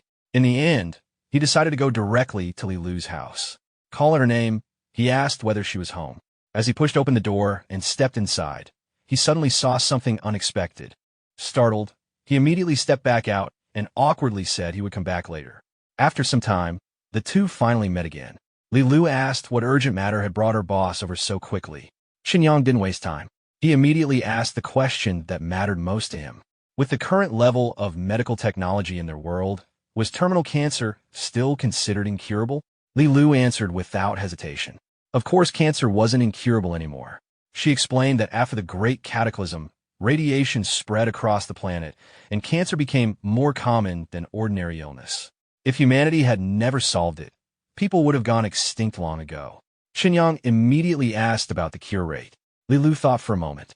Around 100 years earlier, the cure rate for the specialized treatment had already reached roughly 95%. But after the apocalypse began, nobody really continued keeping accurate statistics. Hearing that, Chen Yang quietly relaxed. At least his guess had been correct. He then asked whether that medicine could be purchased in Grey Rat Town. Li Lu shook her head. Not really. Chen Yang's expression immediately dimmed. But Li Lu quickly added something. The cellular disease serum developed by the Doctors Association also had the effect of treating cancer. The moment he heard that, his focus returned. Without hesitation, he said they needed to go to the Doctors Association immediately. Li Lu stopped him. Chen Yang impatiently asked what they were waiting for. He needed that serum as soon as possible. Instead of answering, Li Lu took out a serum and handed it over. She calmly explained that she had already exchanged for one. Chen Yang's expression changed instantly. Excited, he asked where she got it and whether she had gone to the Doctors Association. Li Lu nodded. Since he had previously told her to increase their strength as quickly as possible, She went there and traded using a cabbage. Chen Yang stared at her. Then he asked whether she had exchanged an entire cabbage just for one serum. Li Lu immediately denied it. That serum had only been included as a bonus. Then she asked him to follow her. Opening a bag, she revealed everything she had brought back. Inside, a complete set of Tier 1 through Tier 6 enhancement serums. Chen Yang repeated the words slowly in disbelief. Tier 1 through Tier 6. Seeing his reaction, Li Lu suddenly became nervous. She worried that he thought she made a bad trade. After all, vegetables were unimaginably valuable in the wasteland. But instead, Chen Yang suddenly became excited. He happily picked up the serums and started examining them one after another. In his mind, this deal had practically been completed using the price of a single cabbage. He even joked to himself that the Doctors Association must have reacted as if they had never seen vegetables before. At that moment, he realized something. He had achieved serum freedom. Li Lu watched quietly and asked whether he was unhappy with the exchange. Chen Yang immediately grabbed the bag. There was no way they lost. This had been an enormous profit. Excitedly, he told Li Lu she was practically his lucky star. Then, in excitement, he lifted her up. Li Lu smiled. As long as she could help the boss, she was satisfied. Chen Yang then reminded her of something important. From now on, they should keep trading at this exact rate. As long as the other side was willing, they should exchange for as many serums as possible. Li Lu nodded. That worked perfectly because the distributor had also shown strong interest in future cooperation. Chen Yang asked her to explain the distributor's situation in detail. After listening quietly, he thought for a moment. Then he slowly said he understood. So the man was a Tier 9 enhanced human. Li Lu carefully suggested that if he thought the risk was too high, they could always trade elsewhere. But Chen Yang shook his head. There was no need. Based on everything she described, this distributor, Jin Yin, actually seemed like an excellent partner. Li Lu asked why. Chen Yang explained that there were 3 reasons. First, as a Tier 9 enhanced human, Jin Yin had much higher authority and access. That meant better trading channels and access to advanced products like the biological armor she mentioned. Second, his objective was obvious. He wanted to return to the center of power within the Doctors Association. To do that, he would need enormous resources. That meant long-term cooperation benefited both sides. Li Lu nodded. That logic made sense. Then, Chen Yang mentioned the 3rd reason. Jin Yin was smart. Li Lu looked confused. Chen Yang explained. Jin Yin immediately realized she wasn't the real decision-maker. Yet he never pressured her to finalize anything. Instead, he intentionally left room for future negotiation. Li Lu lowered her head. She quietly admitted that she lacked experience and accidentally revealed too much. But Chen Yang gently lifted her head. Wiping away the tears in her eyes, he told her not to feel discouraged. She had already done extremely well. Li Lu smiled and thanked him. Chen Yang then picked up the suitcase full of serums and said he would take them for now. The rest could wait until tomorrow. But just before he left, Li Lu stopped him. She warned him not to inject another serum yet. Chen Yang asked why. Li Lu explained that there had to be intervals between enhancement serum injections. Normally, there should be about 3 days between Tier 1 and Tier 2. From Tier 2 to Tier 3, the waiting period should exceed a week. Chen Yang asked whether injecting them too quickly caused side effects. Li Lu immediately confirmed it. The body needed time to fully absorb the previous serum. Otherwise, it wouldn't be able to handle the strain and could collapse. Chen Yang was startled. Then how was he supposed to know whether absorption was complete? Li Lu explained that people naturally felt it. Once absorption finished, the body would provide a very clear sensation. When the time came, he would understand. Chen Yang nodded. Then he told her he would see her tomorrow. Li Lu said goodbye to her boss. Soon afterward, Chen Yang returned to the modern world. Back at Wang'ai City People's Hospital, he appeared once again inside the bathroom stall. Holding the bag of serums, he couldn't hide his excitement. Everything had gone much more smoothly than he expected. To him, the wasteland truly was a treasure trove. Looking at the healing serum in his hand, he became convinced that his grandfather could still recover. Meanwhile, elsewhere in the hospital, a doctor was speaking with Chen Yang's father. She explained that her recommendation was based entirely on the current medical condition and asked him to consider it carefully. His father quietly said he would think about it. Just as the doctor prepared to leave, Chen Yang arrived and noticed her. Realizing she was likely his grandfather's attending physician, he immediately turned to his father and asked what she had said. His father sighed. The doctor had suggested transferring his grandfather to hospice care. Chen Yang looked confused. His father explained that it meant completing discharge procedures and bringing the old man home with medication to make his remaining time more comfortable. Hearing that, Chen Yang froze. So, they were basically telling his grandfather to go home and wait. His father explained further. The cancer had already spread throughout his body. Even the most expensive treatment would only extend his life by about 2 months. Dr. Han knew they were an ordinary family and couldn't realistically bear that cost, which was why she suggested discharge. Chen Yang quietly nodded. He understood. After a moment, his father suggested they visit grandfather first before handling the paperwork. Chen Yang agreed. Together, they entered the ward. His grandfather was still lying in bed, looking seriously ill. Seeing him, the old man weakly called his name. Chen Yang immediately answered and moved closer. Then his father quietly excused himself. He said he would ask about the discharge process and leave grandfather and grandson alone for a while. Even as he left, there were tears in his eyes. Watching his father try not to cry left Chen Yang unusually quiet. Once they were alone, another thought crossed his mind. Fortunately, ordinary hospital wards didn't have surveillance cameras. Without wasting time, he took out the mysterious serum. He told his grandfather that he had obtained a special medicine that might cure him. Then he asked whether he was willing to try. The old man became nervous when he saw the syringe. But after thinking about it, his condition couldn't realistically become much worse. To him, Chen Yang was simply trying to fulfill his filial duty. So he chose to trust him. And, quietly, he accepted the injection. The moment the medicine entered his body, something began to change. Chen Yang stood nearby and silently waited. If this failed, he had just injected his dying grandfather with an unknown substance from another world. After some time, something unexpected happened.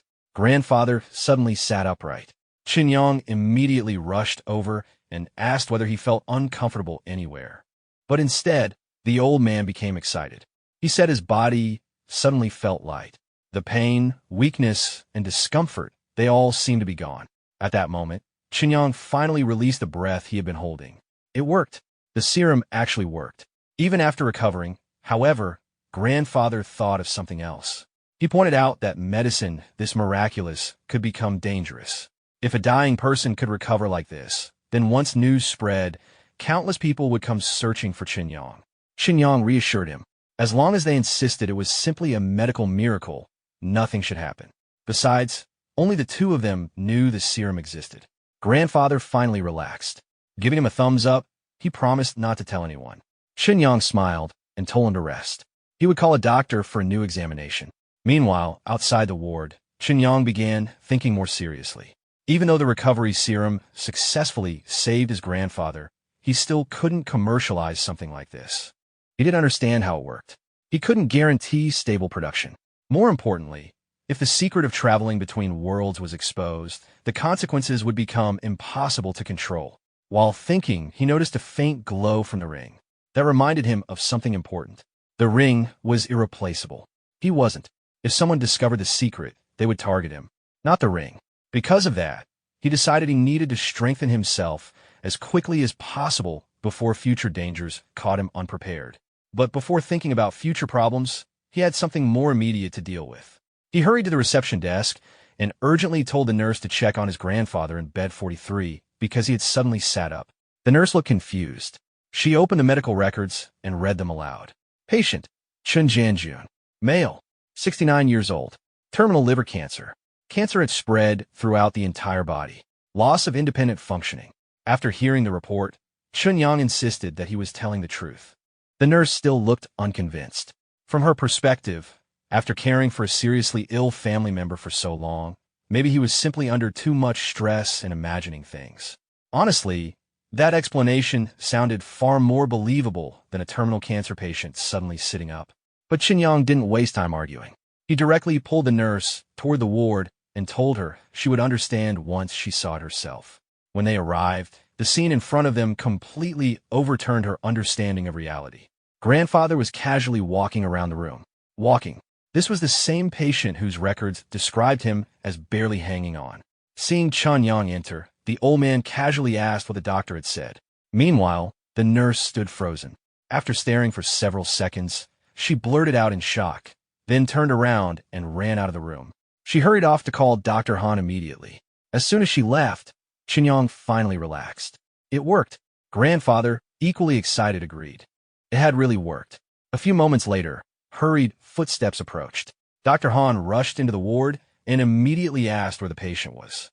The moment she saw him, she paused. Without saying anything, she walked over and personally began examining him. At this point, Chen Yang's father was visibly nervous. He quickly asked how the old man's condition looked.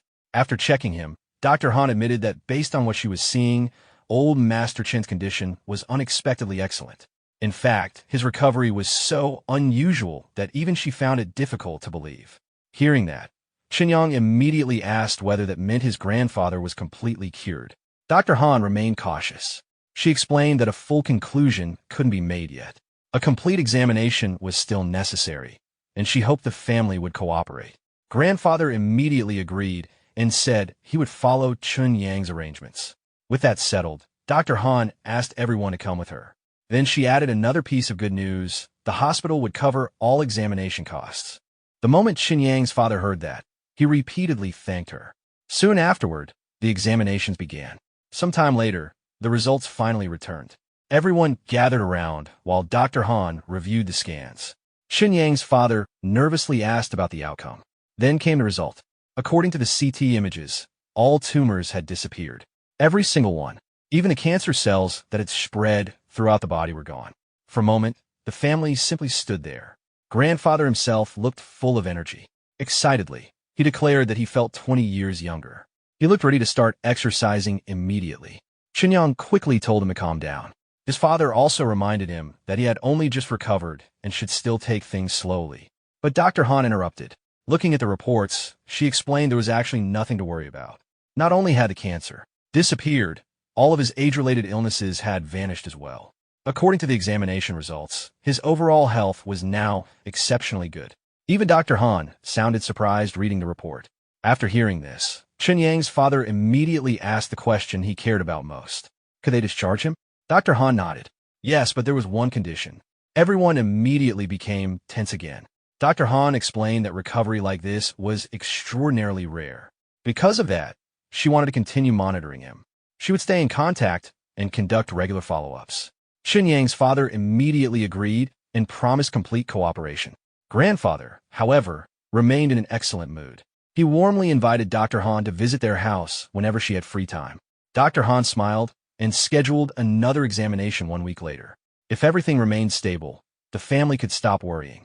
Everyone agreed. Meanwhile, Grandfather kept reminding Dr. Han not to forget the invitation. Chen Yang quietly hoped he wouldn't keep talking. Unfortunately, the old man had another topic in mind. As the family prepared to leave, Grandfather suddenly looked at Dr. Han and asked Chen Yang whether she would make a good granddaughter-in-law. As Chen Yang and his family left the hospital, Dr. Han remained thoughtful. The more she considered what happened, the stranger it became. Something wasn't adding up. Back in her office, she started reviewing records. Chen Jianjin's condition had actually been worse than old Master Chu's case. Yet somehow, he recovered completely. The more she compared cases, the more suspicious it felt. Eventually, her thoughts drifted toward a certain person. Meanwhile, at the Chu family estate, people moved around busily. At that moment, a young woman received a phone call. She was in the middle of hurrying to a company meeting and casually told the caller that she didn't really have time to chat right now. On the other end of the call, Dr. Han dropped unexpected news. A patient with terminal liver cancer had completely recovered today without any warning signs beforehand. That immediately caught the other woman's attention. She stopped walking and asked whether Dr. Han meant complete recovery. Dr. Han confirmed it. Not only were the examination results completely normal, every trace of cancer cells had disappeared. Hearing that, her expression changed. She immediately instructed her assistant to postpone the company meeting. The assistant looked surprised, but nobody questioned the order. At this moment, the meeting no longer mattered. A terminal cancer patient returning from the brink of death was far more important. She quickly asked what medicine had been used and what treatment the patient received. But Dr. Han gave an unexpected answer. As far as she could verify, the recovery had nothing to do with the treatment plan. That only increased her curiosity. She requested the patient's complete records and examination data. Dr. Han agreed, but warned her not to expect too much. She doubted the records would reveal anything meaningful. Naturally, That made the situation feel even stranger. The president of the Chu family asked why. Dr. Han finally revealed the detail that had been bothering her. She had already issued a critical condition notice. The patient had been at death's door. Yet on the exact day his grandson visited, he suddenly recovered. The timing was simply too precise. Dr. Han then suggested that if she really wanted answers, investigating the grandson would probably be faster. Immediately, the woman focused on that detail. The grandson? Dr. Han confirmed it. His name was Chen Yang. If she wanted answers, she should quietly investigate him. The woman repeated the name to herself. Chen Yang. Then she calmly said she remembered it. And just like that, Chen Yang had no idea that one hospital visit had already attracted the attention of another powerful figure.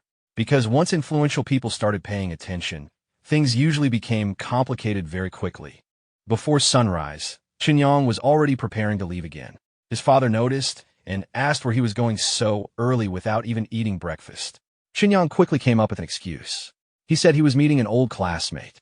His father reminded him not to stay out too long because the family planned to hold a banquet that evening to celebrate grandfather's discharge. Chen Yang assured him he would return on time.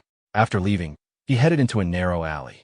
Walking deeper inside, he carefully observed the surroundings. No surveillance. Very few pedestrians. Perfect. This place was ideal for teleporting unnoticed. Then he suddenly laughed to himself.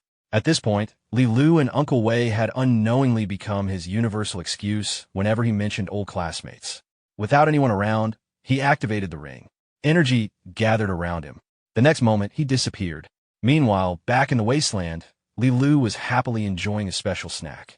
She was completely focused until she noticed Chen Yang finally arriving. She immediately asked whether the urgent matter from earlier had been resolved. Chen Yang got straight to the point. The recovery serum had performed extremely well. After discussing it with his organization, they had decided to deepen cooperation with the Doctors Association. Then he gave a new order. Biological armor would become the top priority. As for the remaining vegetables, trade all of them for enhancement serums. Every single one. Li Lu nearly choked. She asked whether he really meant all of them. Enhancement serums could only be used once. Buying so many sounded excessive. But Chen Yang wasn't worried. These serums wouldn't just be for the two of them anymore. His organization had decided to establish a branch base in this region. Li Lu froze. A real branch base? Then she immediately pointed out the risks. The area was surrounded by zombies, mutants, and dangerous factions. This wasn't exactly a safe location. But Chen Yang had already decided. He planned to establish an operational base using Gray Rat District as the foundation. Before moving forward, though, he asked the most important question. Could the people here be trusted? Li Lu thought for a moment. Compared with larger settlements, District D residents were weaker. But they were united. And more importantly, they were trustworthy. Chen Yang nodded. That was exactly what he wanted to hear. Strength wasn't the problem. Strength could be improved through serums. Character was harder to build. Then, he casually said something that left Li Lu speechless. His goal wasn't to raise only the elites. He wanted every member of the base to reach at least Tier 4. As for key personnel like Li Lu, Tier 5 or even higher. Li Lu froze. The way he talked about enhancement serums made it sound like bulk supplies. Chen Yang noticed her reaction and asked whether obtaining that many serums was impossible. Li Lu quickly shook her head. That wasn't the issue. The real problem was much more serious. If everyone in District D reached Tier 4, a major crisis would appear. Potentially enough to destroy the entire district. Then she asked him something unusual. After injecting the enhancement serum, had his appetite increased? Chen Yang paused. Thinking back, he admitted she was right. He had been eating 3 or 4 times more than before. Li Lu explained. Enhancement serums strengthened cells and dramatically increased physical ability, but they also massively increased energy consumption. Power wasn't free. The stronger someone became, the more fuel their body required. Chen Yang immediately understood. If the number of enhanced humans increased, food demand would rise with it. But Li Lu wasn't finished. Appetite increased with each tier. An ordinary person might need only half a kilogram of food per day. Chen Yang currently needed around 1.5 kilograms. Li Lu herself consumed roughly 2.5. And a Tier 4 enhanced human would require around 8 kilograms every single day. At that point, it wasn't eating anymore. It was continuous resource consumption. Li Lu finally explained the real danger. Gray Rat District currently had more than 200 residents. If all of them became Tier 4, the surrounding ecosystem would collapse. Every nearby animal would eventually be hunted. And once food disappeared, even enhanced humans would begin starving. At that moment, Chen Yang finally understood what Li Lu was worried about. A powerful army sounded great. A powerful army capable of accidentally consuming an entire ecosystem, not so much. But after doing the math in his head, he wasn't particularly concerned. More than 200 Tier 4 enhanced humans would indeed require over a ton of food every day. But unlike everyone else, he had access to an entire modern world. Compared to the problems he had already solved, food was actually one of the easier ones. So he told Li Lu not to worry. As the boss, guaranteeing food supplies was his responsibility. Her responsibility was building the base and making sure it could withstand outside threats. Li Lu immediately agreed. Then Chen Yang made a promise. No matter how strong someone became, everyone in the base would have enough to eat. Hearing that, Li Lu was genuinely moved.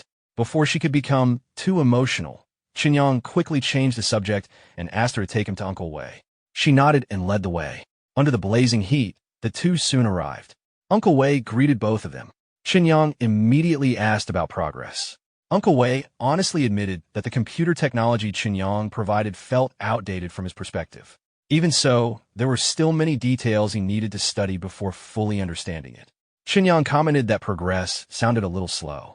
Uncle Wei quickly reassured him. If the task was only adapting existing computer software, he could already start. The real problem was that he hadn't had a functioning computer for practice. After all, learning computers without an actual computer wasn't exactly efficient. Chen Yang smiled. That was exactly why he came prepared. He placed a large box on the ground. Pointing at it, he told Uncle Wei to use this. The moment the computer was assembled, Uncle Wei became excited. He powered on and immediately started exploring. As he worked, his eyes gradually brightened. Very quickly, he began understanding how the operating system and hardware interacted. After some time, he confidently looked up. As long as the hardware was sufficient, there would be no problem. He could build whatever Chen Yang needed. Only then did Chen Yang reveal his real objective. He wanted an online game. Not just any game, it had to run on mobile phones from 200 years earlier. Then he handed over a phone with a game already installed as reference. He asked Uncle Wei to use it as a template. There was only one requirement. The final product had to be even better and more engaging. Uncle Wei agreed and immediately started studying it. Soon, sound effects began playing. First blood, double kill, triple kill, quadra kill, pentakill. As he continued, his expression became increasingly strange. Eventually, he looked up and asked a devastating question. Could this even be called a game? According to him, some of the worst entertainment products before the Great Cataclysm had far more advanced design than this. Then he made another suggestion. If Chen Yang allowed him to reference game concepts from before the Great Cataclysm, development could move much faster. Chen Yang immediately agreed. Referencing wasn't copying. Totally different things. Definitely. Then he told Uncle Wei to focus entirely on finishing the project. As an extra incentive, there would be an additional reward after completion. That made Uncle Wei even more motivated. Chen Yang then asked the question he cared about most. How long would development take? After estimating briefly, Uncle Wei answered. 7 days. At most 7 days. The entire project will be finished. Chen Yang froze. For a moment, he genuinely didn't know how to react. Back in his world, major games often required years. Even seemingly simple mobile games usually took months. Yet this man was casually discussing building an online game within a week. Once again, Chen Yang felt the enormous technological gap between the two worlds. Meanwhile, Uncle Wei completely misunderstood his silence. Instead of assuming Chen Yang was shocked by the speed, he thought the boss felt disappointed. Immediately becoming nervous, he hesitated before speaking again. Actually, it could be even faster. There were several people in District D who understood Intel brain technology. If they joined, development speed would improve significantly. Then he gave a new estimate. Less than 5 days. This time, Chen Yang almost lost composure. 5 days. There were people in his world who spent 5 days deciding an application icon. Meanwhile, this man wanted to build an online game. Chen Yang silently laughed. Without hesitation, he patted Uncle Wei on the shoulder, gave him a thumbs up, and told him to recruit anyone he needed. But Uncle Wei still looked hesitant. More people meant more supplies, more food, more resources. Wouldn't that increase the burden? Chen Yang simply waved the concern away. Originally, he had planned to recruit everyone in Gray Rat District anyway. The moment those words left Chen Yang's mouth, Uncle Wei froze. For a second, he thought he had misheard. Li Lu stepped forward and confirmed it. Chen Yang really intended to establish a base of his own. As long as someone was loyal and trustworthy, they could be recruited. The moment Uncle Wei understood, his emotions overflowed. His eyes turned red. His voice trembled. Then before anyone could stop him, he dropped to his knees. He declared that Chen Yang was their savior. Chen Yang was caught completely off guard. He quickly told him not to do that. From his perspective, this was simply employment. A boss hiring workers. Nothing more. But Uncle Wei shook his head.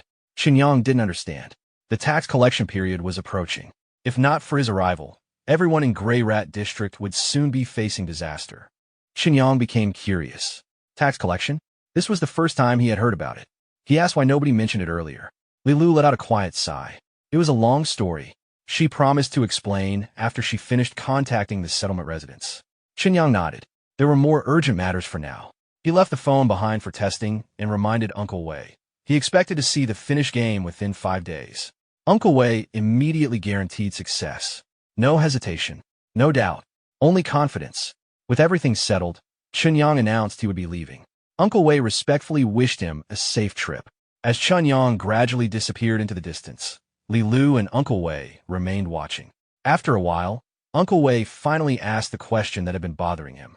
What exactly was their boss's background? The more he thought about it, the stranger everything felt. Every item Chen Yang brought looked like it came from centuries ago. Yet every single one looked completely new. No damage, no aging, not even signs of storage. They looked fresher than newly manufactured goods. Li Lu quietly admitted she didn't know either. But she said one thing with certainty. Since the boss didn't want to reveal his secrets, she had no intention of investigating them. For now, that was enough. Uncle Wei then asked another question. How could they be sure Chen Yang didn't have bad intentions? Li Lu repeated the phrase quietly. Bad intentions? Uncle Wei pointed around the room. Their district was so poor it barely had anything worth stealing. What exactly could Chen Yang even gain by plotting against them? Li Lu actually paused to think. Then she suddenly realized something. The food Chen Yang casually brought over in the past few days, by itself, was enough to recruit an army of enhanced humans. That food alone was worth more than most of Gray Rat District's assets. Uncle Wei admitted she had a point. But Li Lu still shook her head. Chen Yang felt different. Unlike ordinary wasteland survivors, he carried a calm atmosphere around him. People here survived through caution, hostility, and desperation. Chen Yang had none of that. In fact, she wasn't worried about him harming others. She was more worried someone else might harm him. From her perspective, their boss was practically walking around with a giant target attached to his back. Uncle Wei suddenly understood. Was that why she deliberately avoided telling him about tax collection? Li Lu nodded. That was exactly why. To her, Chen Yang was the only opportunity Gray Rat District had to completely change its future. Before involving him, she wanted to remove every unnecessary risk. Uncle Wei finally understood. With renewed determination, he declared he would complete Chen Yang's assignment as quickly as possible. Meanwhile, back in the modern world, Chen Yang returned to the familiar alley. After teleporting back, he immediately remembered another issue. His phone. It was probably time to replace it. But before leaving, something strange happened. A powerful sensation rose from deep inside his body. Chen Yang stopped. The feeling was impossible to ignore. He carefully checked himself. Then realization struck. This was exactly what Li Lu described. The Tier 1 enhancement serum had been fully absorbed, which meant his body was ready for the next upgrade. A smile appeared. Looks like he could finally inject the Tier 2 serum. The moment he confirmed the condition, he immediately decided to proceed later. But then, he remembered another urgent problem. His phone was dead, so he headed straight to a phone store. A saleswoman enthusiastically started introducing the newest flagship model. Before she even finished the first sentence, Chen Yang interrupted. No explanation needed. He would take it. The saleswoman froze. Customers like this were every salesperson's dream. No comparisons. No endless questions. Just buy and leave. A little later, after activating the phone, Chen Yang checked it. Instant regret. 8 missed calls. All from Lu Run. Seeing them, he nearly slapped himself. He had completely forgotten. Meanwhile, at Lu Run's house, she was already checking her phone while getting ready. The moment the call connected, She immediately demanded to know where he disappeared to and why he ignored so many calls. Chen Yang quickly explained. His phone broke. He only just replaced it. Fortunately, this time the excuse happened to be true. After hearing him, Lu Run calmed down. She told him to stay where he was. She would personally come pick him up. Then she turned to her father and asked for the car keys. She explained that she needed to pick up an old classmate. Her father immediately became suspicious. His daughter putting on makeup and personally driving to pick up a boy, that naturally triggered every protective father instinct. Lu Run rolled her eyes and explained Chen Yang wasn't coming for her. He was coming to inspect the factory. Hearing that, her father became even more confused. A male classmate coming to inspect the factory? In his mind, he had already started imagining his precious daughter slowly being taken away. The poor man began worrying before anything had even happened. Still, he told her to hurry and bring Chen Yang directly to the factory. Meanwhile, Chen Yang agreed and headed over. About half an hour later, a car sped toward Lu Run's food factory.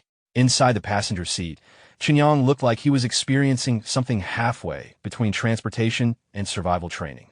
By the time they arrived, his expression looked slightly shaken. Lu Run noticed immediately and asked whether her driving was really that scary. Chen Yang instantly denied it. Of course not. Unfortunately, his face completely disagreed. After arriving, Chen Yang finally met Lu Run's father. The older man warmly welcomed him and thanked him for making the trip despite the remote location. Chen Yang immediately remained respectful. He pointed out that he and Lu Run had known each other since middle school and said uncle could simply treat him as a junior. But Lu Run's father refused. Business was business. If they were discussing cooperation, then Chen Yang should be treated as a business partner.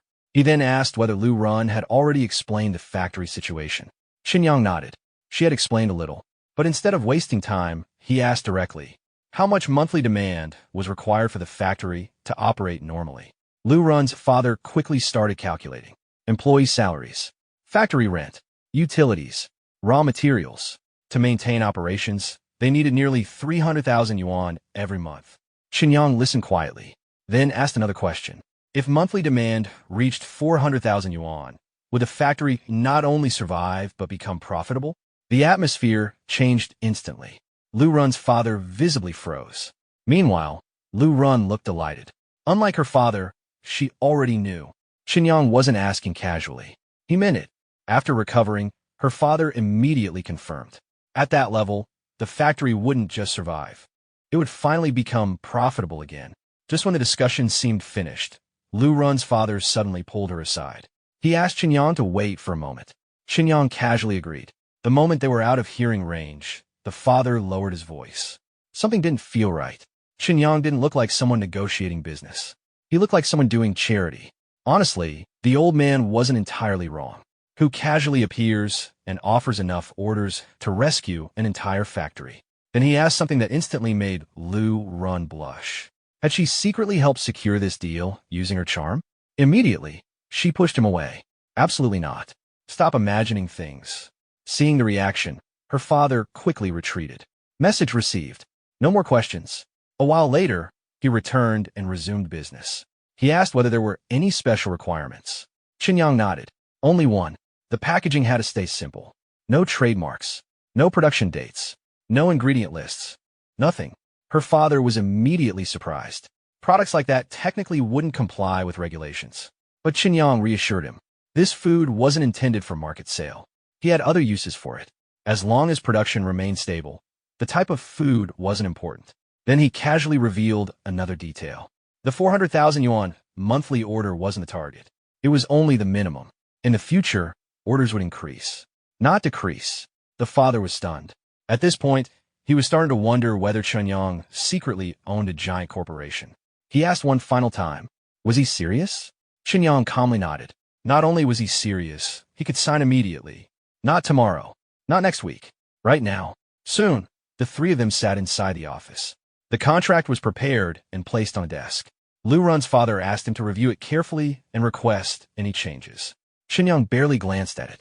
He smiled and said he trusted uncle's business practices. Then he signed. Immediately. Then, he did something even more surprising. He transferred payment immediately. When the notification arrived, Lu Run's father checked the amount and froze. It wasn't a deposit. It was the entire payment, paid in advance. He looked up and asked why. Chen Yang simply smiled. Then he stood and shook hands again. He said he trusted Lu Run and trusted Uncle even more. The father nodded respectfully. At this point, he no longer saw Chen Yang as simply his daughter's classmate. He treated him as a serious business partner. With genuine appreciation, he thanked him for the cooperation. Meanwhile, back in Grey Rat District D, nearly all the residents had gathered. People stood shoulder to shoulder, quietly discussing what was happening. Li Lu looked across the crowd and told Chen Yang everyone was here. As Chen Yang walked toward the front, people continued whispering. Some remained skeptical. One person looked at his ordinary appearance and questioned whether someone this young was reliable. Another shrugged. Whoever came didn't matter. They were already poor enough that there wasn't much left to lose. Sometimes, when life becomes difficult enough, taking a gamble starts sounding reasonable. Chen Yang cleared his throat. The crowd gradually quieted. Then he introduced himself. His name was Chen Yang, and from today onward, he planned to establish his own base in Grey Rat District D. From now on, he would be their boss. The moment Chen Yang finished speaking, silence. Complete silence. No cheers. No reaction. Chen Yang immediately became confused. Then he realized something. These people didn't care about titles. They cared about survival. So he stopped wasting words and went straight to the point. Anyone who joined him would receive food support. Not only that, he guaranteed that nobody under him would ever go hungry again. The effect was immediate. It worked better than any speech. People's eyes lit up instantly. A woman excitedly asked whether he was serious. Others looked at each other in disbelief. Several survivors asked if joining him really meant they would no longer have to worry about food. Chen Yang nodded confidently. Absolutely. The crowd erupted. A moment ago, everyone looked exhausted and hopeless. Now, they looked like they had suddenly found hope. One woman even started cheering for Boss Chen. And just like that, the atmosphere completely changed. Chen Yang finally felt satisfied. Now this was more like it. But he wasn't finished. He told everyone that all they had to do was follow his plans and work together to turn Grey Rat District D into a real base. Then he described the future. The rusted wire fences would become solid walls. The broken shelters would become clean homes. Most importantly, they would live like people, not survive like gray rats. The crowd listened quietly. For many of them, the future he described felt impossible. Some couldn't help asking whether such things could actually happen. Seeing the hesitation, Chen Yang took another step. Anyone willing to join would receive 1 week's worth of food in advance. Li Lu was the first to cheer. Soon, everyone joined. The chants spread across the settlement. Long live Boss Chen! Long live Boss Chen! The voices echoed across Grey Rat District. After the excitement gradually settled, Chen Yang announced that registration would begin. Anyone willing to join could come forward. The moment he finished, chaos broke out. People rushed forward. One young man tried squeezing to the front, shouting that he wanted to register first. A woman immediately argued back that women should go first. Even in the apocalypse, some things never changed. Registration began. Li Lu introduced people one by one. The first was Li Hua, 17 years old. Unlike most survivors, he understood a little about Intel brain technology. That immediately caught Chen Yang's attention. Talent like this was valuable. Without hesitation, he assigned Li Hua to Uncle Wei as an assistant. Then he offered salary, 25 jin of food, 6 jin of raw meat each month. Was that acceptable? Li Hua agreed instantly. He looked afraid the offer might disappear if he hesitated. Chen Yang handed over the agreement and moved on. Next, a tall and muscular young man stepped forward. He admitted he had no technical skills, but said he had strength. Li Lu introduced him. Jiang Qi, 24 years old. Already a tier 1 enhanced human. Chen Yang looked him over. The man looked powerful. After observing him, Chen Yang joked that this physique was perfect for construction work. Poor Jiang Qi probably expected combat, and somehow ended up assigned to engineering. Then came the offer. 40 jin of food, 20 jin of raw meat every month. Jiang Qi's eyes widened. More than enough. He accepted immediately. One after another, people continued stepping forward. Some had skills. Some had strength. Some simply wanted to work. But regardless, Chen Yang gave each person a role. And stability. For the first time in a long time, the people of Grey Rat District felt like they could see a future. By the time recruitment ended, people left smiling. Even Chen Yang felt satisfied. Li Lu finished counting, then reported Every single survivor in Gray Rat District D had signed up. Every one of them. Chen Yang quietly exhaled. Recruitment was complete. Now it was time to discuss something more serious. He turned toward Li Lu. She still hadn't explained tax collection. This time, Li Lu didn't avoid the topic.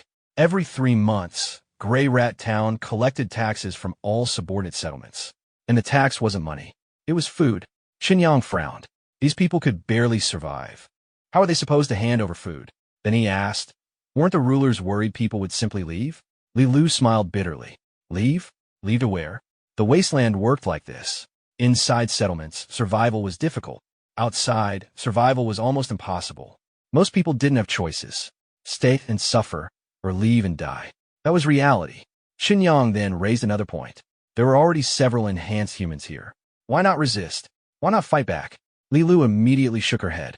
Gray Rat Town maintained control through an entire force of high-level enhanced humans. Compared with them, District D couldn't resist. The gap in strength was simply too great. Hearing that, Chen Yang finally connected all the pieces. Everything suddenly became clear. The rulers weren't collecting food because they lacked supplies. They were collecting food because food meant power. The less food ordinary settlements possessed, the harder it became to trade for enhancement serums. And the fewer enhancement serums they obtained, the weaker they remained. Realizing this, Chen Yang understood something else. Conflict was unavoidable. If Gray Rat District kept growing, Gray Rat Town would eventually notice. And once that happened, confrontation would only be a matter of time. That meant there wasn't much time left. Chen Yang immediately reached a conclusion. They needed enhancement serums. A lot of them. And they needed them fast. Li Lu immediately understood. Chen Yang stated their next objective. Before the next tax collection, they had to build enough strength to surpass Gray Rat Town. Meanwhile, back in a modern world, as soon as the plane landed at Diang Airport, Chen Yang headed out. Along the way, he wondered how things were progressing on Danden's side. Before he had time to look around, Danden was already waving at him. After meeting up, Chen Yang asked why she personally came to pick him up. Danden immediately fired back. Now he was the big boss, while she was just a miserable employee. Besides, if she didn't pick him up, he probably wouldn't even know where the company was. Chen Yang silently admitted she had a point. A while later, they arrived at the company building. After taking a look, Chen Yang commented that the place looked impressive. Danden immediately took credit. She proudly announced that she personally chose it. As they walked inside, she began introducing the layout. Regular employee offices were on both sides. Chen Yang's office was at the end. Then she opened the door. What did he think? Chen Yang walked in, looked around carefully, then sat down. After observing everything, he nodded. He was satisfied. Not bad for a newly established company. Once seated, he asked about recruitment progress. Danden reported that finance and legal positions had already been filled. Other departments were still recruiting. After finishing, she asked whether they should organize a meeting with employees. Chen Yang immediately rejected the idea. There wasn't much point. He wouldn't even know what to say. Danden looked speechless. She had never seen a startup founder become hands-off this quickly. The company had barely started, and he was already delegating. Chen Yang remained unconcerned. His focus would be products, research and development. Everything else went to Danden. Immediately, she realized what was happening. She said she knew he planned to overwork her. Chen Yang immediately corrected her. This wasn't exploitation. This was training, developing talent in advance. Then he casually patted her head and said, once the company expanded, she could become his right-hand person. Danden clearly enjoyed hearing that, but she still sighed. She genuinely didn't understand where he got this confidence. Then she warned him not to destroy the company. Chen Yang remained calm. After all, he had technological support nobody else knew about. With 200 years of technological advantage, he didn't think failure was likely. After discussing recruitment, Chen Yang suddenly asked about game publishing platforms. Danden reported that most channels were already arranged under standard revenue-sharing agreements. Then she handed over the contracts. Mobile brand app stores still required review procedures. Those would take more time. But there was one issue. Chen Yang asked what happened. Danden explained. The problem came from a fruit phone app store. Their contact strongly hinted that they should offer kickbacks. Otherwise, their approval would simply remain delayed. Chen Yang immediately became unhappy. He had no intention of paying. Not even a little. Danden understood, but reminded him of reality. Fruit phone held enormous market share. If their game couldn't launch there, they would lose many users. But Chen Yang remained calm. Their product would speak for itself. Sooner or later, the other side would come asking them instead. Dandan shrugged. He was the boss. Then she returned to work. After she left, Chen Yang leaned back in his chair. Then another thought appeared. Would developing his own mobile phone brand be possible someday? If he controlled the platform, he could also earn from games developed by others. Interesting, but too early. One step at a time. For now, there were more important things. So he got up and prepared to leave. But right then, someone appeared directly in front of him. A familiar face. They recognized each other almost instantly. Chen Yang recognized Feng Jia, and Feng Jia recognized him. Just as he was about to leave, she suddenly called out, "What a coincidence!" Then she immediately asked, where was his girlfriend? Chen Yang paused, then remembered. Jiang Jinglong had previously spread rumors that Shuya was his girlfriend. No wonder she asked. Wanting to avoid the topic, he asked what she was doing here. Feng Jia explained, she came for a job interview. She planned to change jobs, and just talking about it seemed to put her in a surprisingly good mood. Meanwhile, Chen Yang couldn't help wondering, could Feng Jia be interviewing at his company? That would be one unbelievable coincidence. Still, he didn't ask. Instead, he simply wished her good luck and prepared to leave. But before he could go, Feng Jia suddenly stopped him. Chen Yang turned back and asked if something else was wrong. Looking slightly hesitant, Feng Jia brought up next week's class reunion. She explained that Jiang Jinglong planned to invite all the classmates still living and daxing out for dinner.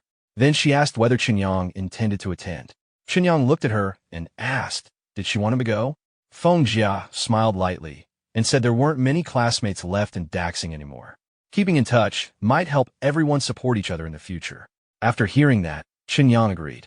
He said he'd be there on time. With that, the two parted ways. Meanwhile, back in Grey Rat District E, construction was progressing at full speed.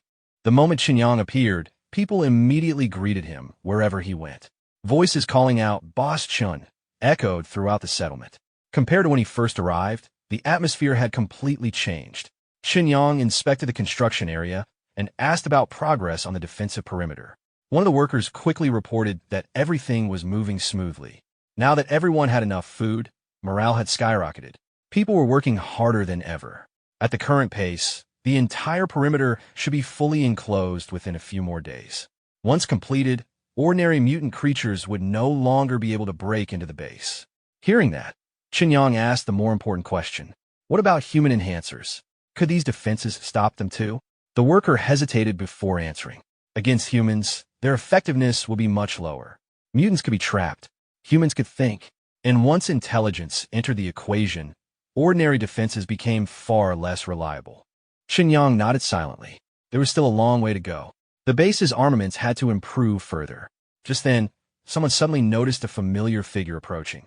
Immediately, someone shouted excitedly. Li Lu had returned. A moment later, Li Lu arrived carrying her pack. Although she looked exhausted from the trip, the moment she saw Chen Yang, her expression immediately brightened. Without hesitation, she rushed forward and jumped into his arms. Chen Yang caught her and smiled. Welcome back. You worked hard. Li Lu quickly regained focus and opened her bag. Getting straight to business, she revealed that all the enhancement serums Chen Yang requested had been successfully obtained. Then she displayed the collection. With this batch, every resident in Grey Rat District could reach Tier 4 enhancement. Seeing the quantity, Chen Yang immediately asked whether the Doctors Association had raised any objections. After all, this wasn't a small transaction. Li Lu shook her head. Why would they object? This single trade helped them complete over a year's worth of normal exchange demand. Not only were they unconcerned, they were thrilled. Hearing that, Chen Yang immediately gave instructions. Arrange injections for everyone as soon as possible. Li Lu paused. Even now, she's still worried about food consumption. Once everyone advanced, daily food demand would at least double. Was that really okay? Chen Yang calmly patted her shoulder. No need to worry. There was enough food. And in the future, there would be even more varieties and flavors.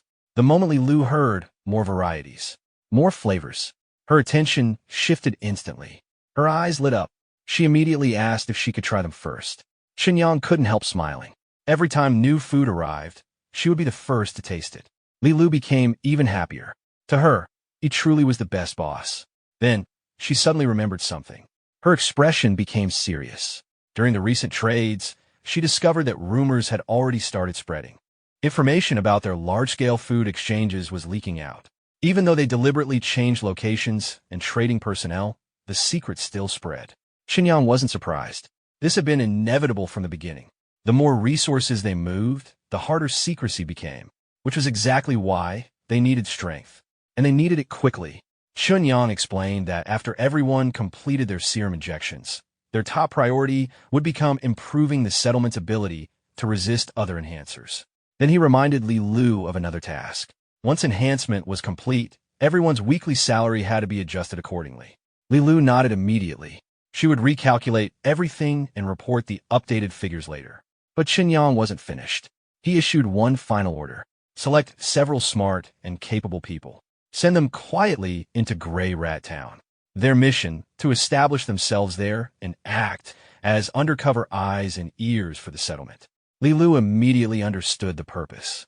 This way, they wouldn't just react to Gray Rat Town, they would know what was happening before it reached them. But Chen Yang shook his head. Gathering information wasn't the only goal. They also needed to uncover what cards Gray Rat Town's rulers were hiding. Only by understanding both sides could they properly prepare for the conflict that was clearly approaching. Li Lu nodded and said she would arrange it immediately. Then, just as she was about to leave, she suddenly remembered something. According to her, Uncle Wei had sent word the research project had finally produced results. Chen Yang's attention snapped back instantly. Li Lu asked whether he wanted to confirm it personally. Chen Yang didn't hesitate. The game was finally finished. After waiting this long, he naturally wanted to see it immediately. The moment he arrived, Chen Yang asked excitedly whether the game was really complete. Uncle Wei turned around and smiled. He had come at the perfect time. Debugging had just finished. Then something unexpected happened. A tiny creature suddenly appeared nearby and chirped happily. Chen Yang stopped. What exactly was that?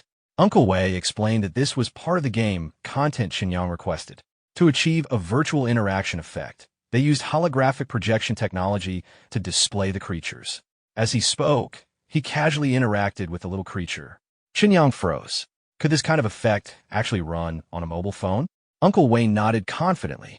Not only that, to match the phone's hardware limitations, they had developed a dedicated optimization algorithm. By their standards, it was somewhat outdated, but extremely stable. Then, Chen Yang pressed a button. Instantly, another creature appeared from the phone and jumped onto him. For a moment, he didn't know what to say. He asked for a mobile game. Uncle Wei handed him science fiction. Uncle Wei noticed the silence and became nervous. Did the boss dislike the result? But Chen Yang wasn't disappointed. He simply hadn't recovered from the shock yet. Then he immediately asked, what was the manifestation range? Uncle Wei explained that since the holographic projection depended on the camera system, the effective range was roughly 3 meters. Chen Yang nodded, then asked another question. Could all of this run through ordinary computer programming? Uncle Wei replied confidently, yes, although he had designed an entirely new programming language for this project. Would that be acceptable? The moment Chen Yang heard that, his eyes lit up. Acceptable? This result exceeded even his highest expectations. Only then did Uncle Wei finally relax. The poor man looked like he had aged several years. Chen Yang noticed and asked if he was all right. Uncle Wei insisted he was fine. He simply hadn't slept for a long time. Chen Yang immediately told him to sit down and rest. But Uncle Wei still insisted on remaining available in case adjustments were needed. Then Chen Yang remembered one last question. How large was the game? Uncle Wei explained that to reduce storage requirements, they utilized cloud architecture. Terminal devices only needed to process minimal data. Final installation size, just over 400 megabytes. Chen Yang stared at him. 400 megabytes. A holographic mobile game. With creature interaction and cloud support. At this point, wasteland technology no longer felt advanced. It felt unreasonable. Uncle Wei added one limitation. Because of cloud processing, the game could no longer run offline. Players had to stay connected. Chen Yang wasn't worried at all. In fact, he looked pleased. If people weren't online, how were they supposed to recharge? Then he asked another important question. What monetization systems had been implemented? Uncle Wei pulled up the interface. Many mechanics have been referenced from pre-Cataclysm games. VIP privileges, draw systems, collection books, character progression, familiar classics. Looking through everything, Chen Yang realized something. Technology changed, but monetization apparently evolved into an immortal art. After showing everything, Uncle Wei asked whether there were more questions. Chen Yang shook his head. Only one remained. When could he receive the source code? Uncle Wei explained that one final balance pass remained. If everything went smoothly, delivery would happen tomorrow morning. Chen Yang nodded, then changed topics. Pointing at his phone, he asked Uncle Wei what he thought of it. Uncle Wei glanced at it, then gave a brutal evaluation. A very well-preserved piece of junk. A respectable antique. Chen Yang silently accepted emotional damage. He bought it recently. Apparently, that still counted as ancient. Recovering quickly, he asked something else. Could they design a brand new smartphone? This time, Uncle Wei shook his head. Software was his field. Industrial design wasn't. But Grey Rat Town was larger. If Chen Yang wanted specialists, that would be the place to search. Chen Yang remembered that. For now, the phone project could wait. Games came first. He told Uncle Wei to focus on optimization. If the final version exceeded expectations, everyone involved would receive bonuses. Uncle Wei instantly regained motivation. They wouldn't disappoint him. As evening approached, Chen Yang returned to the modern world. Managing hundreds of people at once wasn't easy. Just then his phone rang. Unknown number. After answering, a woman introduced herself. Chu Xian. She wanted to meet tonight and discuss business. Chen Yang immediately became suspicious. Scammers were upgrading. Chu Xian seemed to sense his thoughts and offered to prove herself. But Chen Yang wasn't interested. Food was more important. He hung up. Dinner came first. Looking at the dishes, he couldn't help admiring his own cooking. Then, the door opened. Shuya returned. She looked exhausted and let out a long sigh. Chen Yang smiled. Perfect timing. Dinner's ready. He asked whether she had gone to another audition. She nodded, but something felt wrong. After a moment, she finally explained. She had auditioned for a new project directed by one of her favorite directors. A major production. Potential ratings champion. Chen Yang was surprised. Even newcomers could audition? Shuya suddenly laughed helplessly. She wasn't competing for the female lead. Not even a supporting role. Just a background character with 4 lines. And she still didn't get selected. Chen Yang asked whether someone tried pulling strings again. She shook her head. This time, the role simply went to someone with connections. After saying that, she looked even more discouraged. Maybe she just wasn't suited to acting. Chen Yang was about to respond, but suddenly, her phone rang. She stepped aside and answered. At first, she listened quietly. Then her expression changed. Excitement. Disbelief. She asked whether what she was hearing was real. After ending the call, she slowly turned toward Chen Yang. The look made him uncomfortable. He asked why she was staring. Then, Shuya said something completely unexpected. She thought she needed to get to know him all over again. Chen Yang blinked. What exactly did she mean by that? She quickly revealed what had happened. The director from her audition had called and informed her that she had passed. Chen Yang immediately congratulated her, but before he could say more, she stepped closer and dropped another surprise. She hadn't been selected for a background role after all. Instead, she had been chosen as the female lead of the production, the very project expected to compete for this year's top ratings. Even Chen Yang was caught off guard. The situation felt strange, but he still smiled and suggested celebrating properly. She stopped him and explained that the director had specifically said she got the role because of him.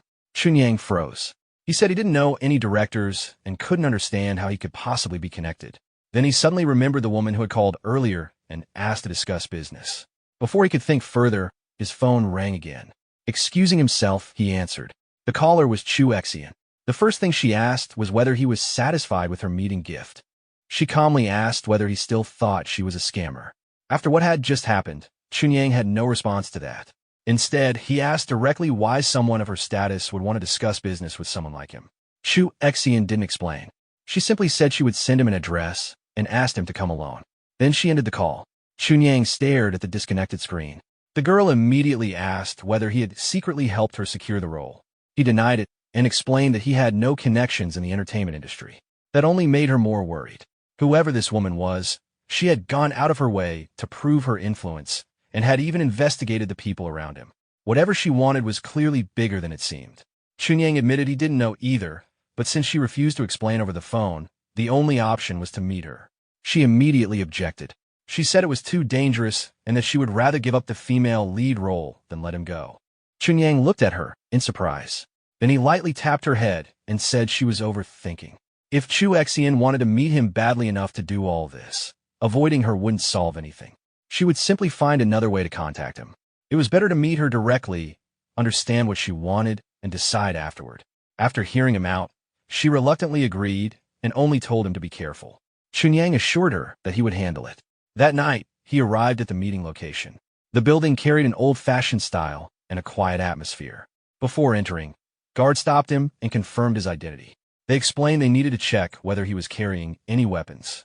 Chen Yang cooperated. After finishing the inspection, they led him inside and informed him that Miss Chu was waiting. As he followed them through the interior, he quietly observed the people around him. The more he looked, the more surprised he became. The pressure these guards gave off felt even stronger than Lilu's. None of them seemed ordinary. For a moment, he wondered whether his current Tier 2 enhancement would be enough if something happened. Soon they stopped outside a room. After receiving permission, the door opened. Inside, Chu Xian was already waiting. A full table of food had been prepared. She invited him to sit and apologize for the forceful way she had arranged the meeting, explaining that the matter was urgent and asking for his understanding.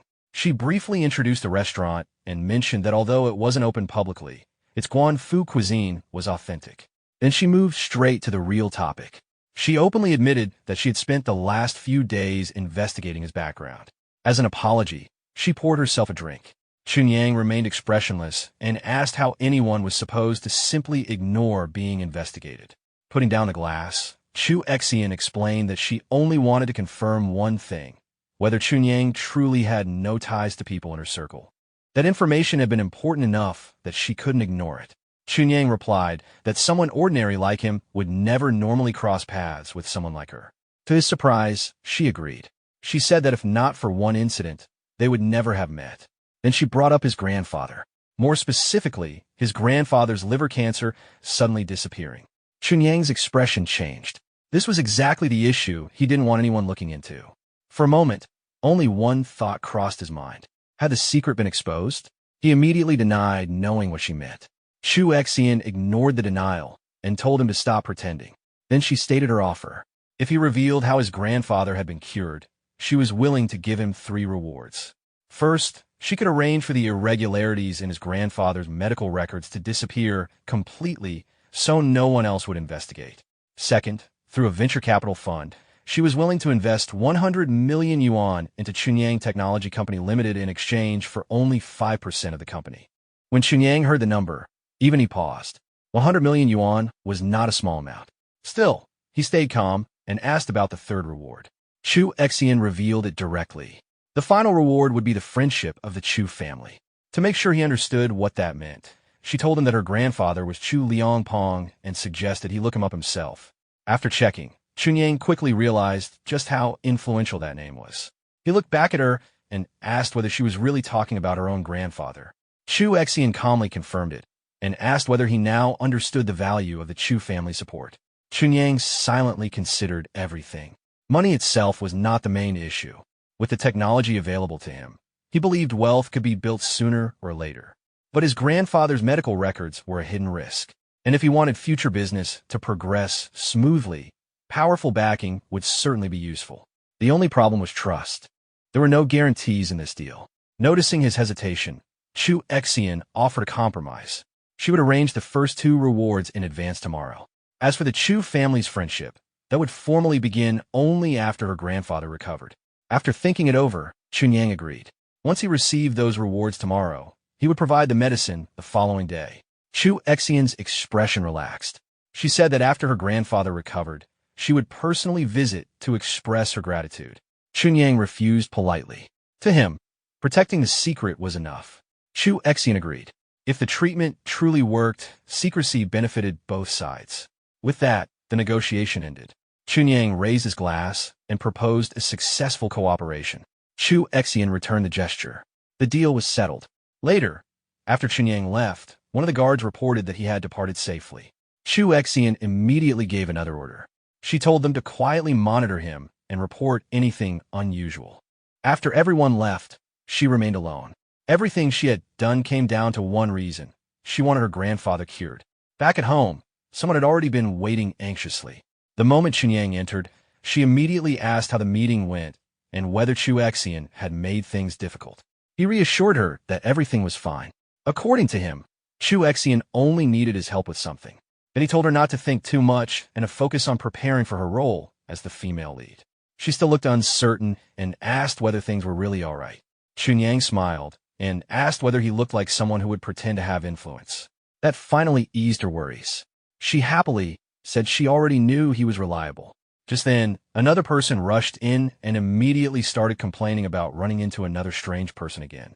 After hearing a few details, she jokingly wondered what kind of luck attracted so many weird encounters. The newcomer admitted she wanted to know the same thing. Chen Yang had no interest in joining the discussion. He returned to his room. Once the door closed and things became quiet, a familiar sensation spread through his body. He immediately recognized it. The Tier 2 enhancement serum had fully absorbed. Excited, he started testing himself. After a few punches and some simple movement, he realized his strength had increased by more than half. The improvement was obvious. Then he remembered what Lilu had said. Normally, Tier 2 absorption required at least a week. For him, it had finished in less than 3 days. That was abnormal. Looking at the Tier 3 serum in his hand, he decided not to rush. Before injecting another one, he wanted to understand why his absorption speed was so unusual. The next day, he returned to Gray Rat District. The moment Lilu saw him, she excitedly rushed over and jumped into his arms. After greeting her, Chen Yang asked directly about something that had been bothering him. His Tier 2 serum had already been completely absorbed. Why had it happened so fast? Lilu was surprised. She admitted she had never seen anyone absorb a Tier 2 serum at that speed. Still, she had a theory. Before enhancement fully takes effect, the serum first repairs radiation damage inside the body. The more severe the contamination, the longer the process takes, which meant the opposite was also true. If Chen Yang absorbed it this quickly, then his body must contain almost no radiation contamination. That was what confused her. After the Great Cataclysm, everyone should carry radiation damage. So why was he different? The question immediately made Chen Yang pause. Fortunately, he reacted quickly. He awkwardly explained that his organization probably had extremely advanced anti-radiation facilities. Then he shifted the conversation and asked whether faster absorption carried any risks. Lilu said there weren't any. That finally put him at ease. At least he didn't need to worry about unexpected side effects. With that settled, Chen Yang gave her another task. He asked her to trade for one more recovery serum. He would come back tomorrow to collect it. Lila nodded and accepted immediately. Chen Yang told Lilu to continue her work while he went to collect the finished game from Uncle Wei. Lilu said goodbye, and the two separated. Soon, Chen Yang arrived at Uncle Wei's place. The first thing he asked was whether everything was ready. Uncle Wei nodded and handed over a hard drive, explaining that all of the project data had been stored inside. He also mentioned that with help from the younger members, development had progressed much faster than expected. Chen Yang was satisfied. Without hesitation, he announced a reward.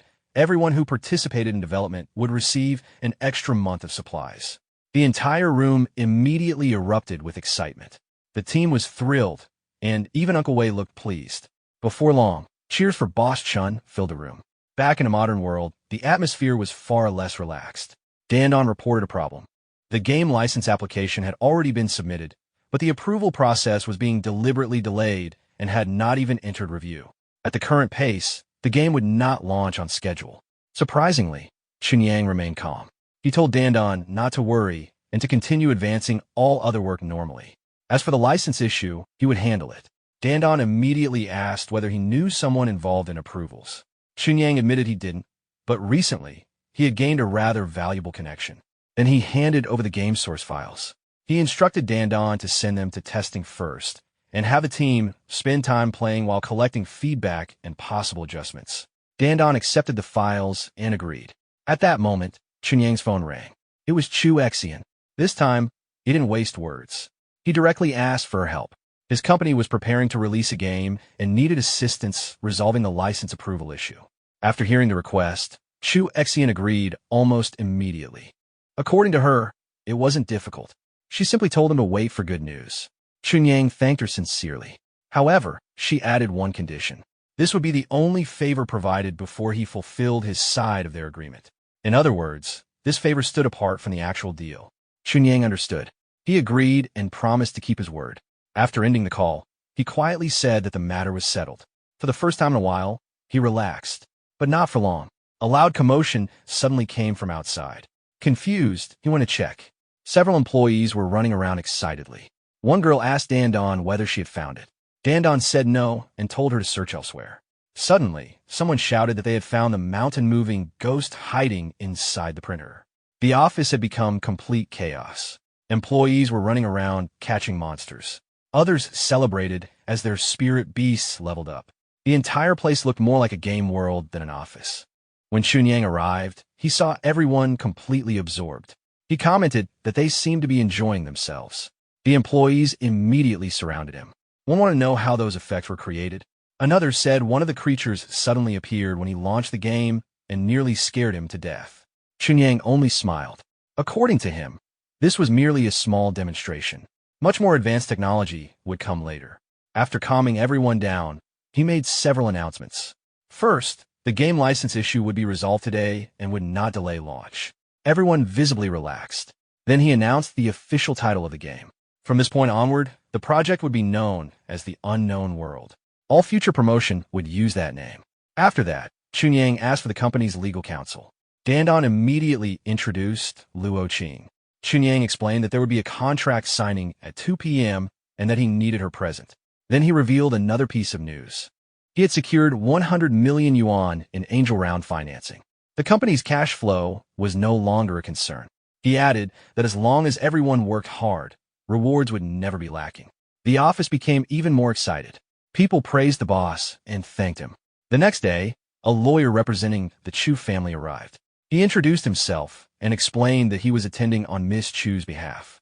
After welcoming him, Chen Yang invited him inside. The lawyer placed a document on the table. It was the investment agreement. Chen Yang did not review it personally. Instead, he immediately asked Luo Qing to examine it. As she read through the terms, her expression gradually changed. She looked genuinely shocked. Chen Yang asked whether there was a problem. Luo Qing quickly shook her head. Not only was there no issue, the conditions were unbelievably generous. The Chu family was investing 100 million yuan in cash, while taking only 5% equity. And even if the company failed in the future, they would not hold the founders responsible for investment losses. Even while explaining it, she sounded unable to believe such terms actually existed. After hearing her assessment, Chen Yang asked one final question. Were there any legal concerns? Luo Qing immediately answered no. Everything was legitimate. He could sign and stamp the contract without worry. With confirmation from legal counsel, Chen Yang did not hesitate. He signed the agreement and officially stamped it. Seeing everything finalized, the lawyer informed him that the 100 million yuan investment will be transferred into the company account later that day. Chen Yang thanked him for making the trip. Soon, the meeting ended. As the lawyer prepared to leave, Chen Yang personally walked him out. He thanked him again, but the lawyer politely replied that Chen Yang was being too formal and that he was simply doing his job. After exchanging farewells and wishing him a safe trip, Chen Yang returned inside. The moment he entered, he heard a wave of noise. The office had become unusually lively. Curious, he asked what was happening. Meanwhile, Dandon was motivating the team. She reminded everyone that the boss had already done everything possible and that from this point onward, the launch campaign depended on them. One employee confidently declared that the game's quality was so overwhelming that it practically had no competition, and if they still failed to promote it properly, she might as well move into the mountains. The room burst into laughter. Dandon quickly calmed everyone and reminded them of their objective. Tomorrow morning would mark the beginning of a new era for mobile games. Everyone responded enthusiastically. Watching the atmosphere, Chen Yang finally felt reassured. With morale this high, there should not be any major problems remaining. Just then his phone rang. It was Chu Exian. After answering, she informed him that all traces in his grandfather's medical records had already been adjusted. Then she reminded him not to forget their agreement. Chen Yang assured her that he had no intention of backing out. According to the arrangement, he would deliver the medicine tomorrow morning. Chu Exian suggested meeting at the same location. Chen Yang agreed. The call ended. Now only his side of the agreement remained. The next day, the atmosphere around the Chu family was extremely tense. Inside the hospital room, a nurse urgently reported that the patient's organs were rapidly failing and his vital signs were continuing to deteriorate. Dr. Shin immediately took control. He ordered increased medication, closer monitoring, and preparation for emergency resuscitation. The medical team moved quickly. Nearby, Chu Exian anxiously asked about her grandfather's condition. Unfortunately, Dr. Shin had no good news. The cancer had progressed further and triggered widespread organ failure. At this point, modern treatment options had reached their limit. Machines could maintain consciousness for at most 2 more days. If the family had anything left to say, they should prepare. Then a guard arrived. The family head wanted to meet Dr. Shin in the main hall. Dr. Shin acknowledged the message. Before leaving, he quietly told Chu Exian to prepare herself. Soon, she was left alone. At that moment, all of her remaining hope rested on one person. She could only hope Chen Yang arrived in time. Meanwhile, in the wasteland world, the atmosphere was entirely different. Lilu was organizing supply records while a bag of gold sat nearby. When Chen Yang arrived, he asked what she was doing. Lilu explained that she was arranging next month's resource distribution. Then Chen Yang noticed the gold and asked why it had been collected. He had already said there was no need. Lilu explained that nobody intentionally gathered it. Workers simply found it during construction. Originally, they planned to discard it, but she thought he might still find it useful. After explaining, she handed over the recovery serum he had requested. Chen Yang checked it and nodded in satisfaction. Then Lilu remembered another matter. During yesterday's trade, Hyjin from the Doctors Association had made a request. Chen Yang asked what it was. Lilu explained that Hyjin wanted to meet him personally. That made Chen Yang curious. Why would someone from the Doctors Association want to meet him? Lilu shared her opinion. She believed Hyjin wanted to deepen cooperation. Not only was he currently their main channel for enhancement and recovery serums, but he also served as an intermediary for obtaining weapons. For the base, he had become an essential partner. Maintaining their relationship would only help them. After hearing her reasoning, Chen Yang agreed. He told her to arrange the meeting and invite Hyjin to the base tomorrow. They would meet face to face. Lilu accepted immediately. Afterward, Chen Yang praised her judgment and told her she was becoming extremely capable. The compliment immediately brightened her mood. Back in the modern world, Chen Yang suddenly realized he had missed several calls from Chu Exian. "We called back," she answered instantly. She asked whether he could deliver the medicine immediately. Her tone made him ask what happened. Chu Exian explained that her grandfather's condition had worsened again and that his life was in danger at any moment. Hearing that, Chen Yang stopped delaying. He asked her to send the address. Soon afterward, he arrived at the Chu family estate. A guard greeted him and led him inside. Chen Yang thanked him and followed. As he walked through the estate, he quietly noticed how impressive everything looked. Before long, Chu Exian personally came out to receive him. Without wasting time, Chen Yang took out the recovery serum and handed it over. Then he carefully explained the conditions. For secrecy, she had to administer the injection herself. Afterward, the syringe had to be destroyed immediately. Most importantly, apart from her and her grandfather, nobody else could know this medicine existed. Chu Exian agreed immediately. Taking the serum, she glanced toward the room where her grandfather was resting and quietly told Chen Yang that if this medicine truly saved him, then he would always be considered her friend. Without wasting another second, she turned and hurried away. When she entered the room, she asked everyone else to leave. The nurses and medical staff stepped outside. Lying in bed, the old man weakly asked what was happening. Even speaking seemed difficult. Once they were alone, Chu Exian finally took out the syringe. Holding back her emotions, she explained that she had obtained a special medicine and wanted to try it. She asked whether he was willing. The old man did not hesitate. With only a few days left either way, he told her to do what she thought was right. Even if it failed, he would not blame her. Hearing that, Chu Exian could no longer hold back her tears. She nodded and carefully injected the serum. After that, there was nothing left to do except wait. Grandfather and granddaughter sat quietly, watching. The old man tried to comfort her. He said he understood his own condition and that her intentions alone already meant enough. But before he could continue, something changed. A strange warmth spread through his body. Then, under Chu Exian's stunned gaze, he slowly sat up. She immediately rushed over. The old man looked at his hands and moved his legs. Strength had returned. The weakness that had been consuming him seemed to disappear. He quietly said that it felt as though his body had recovered.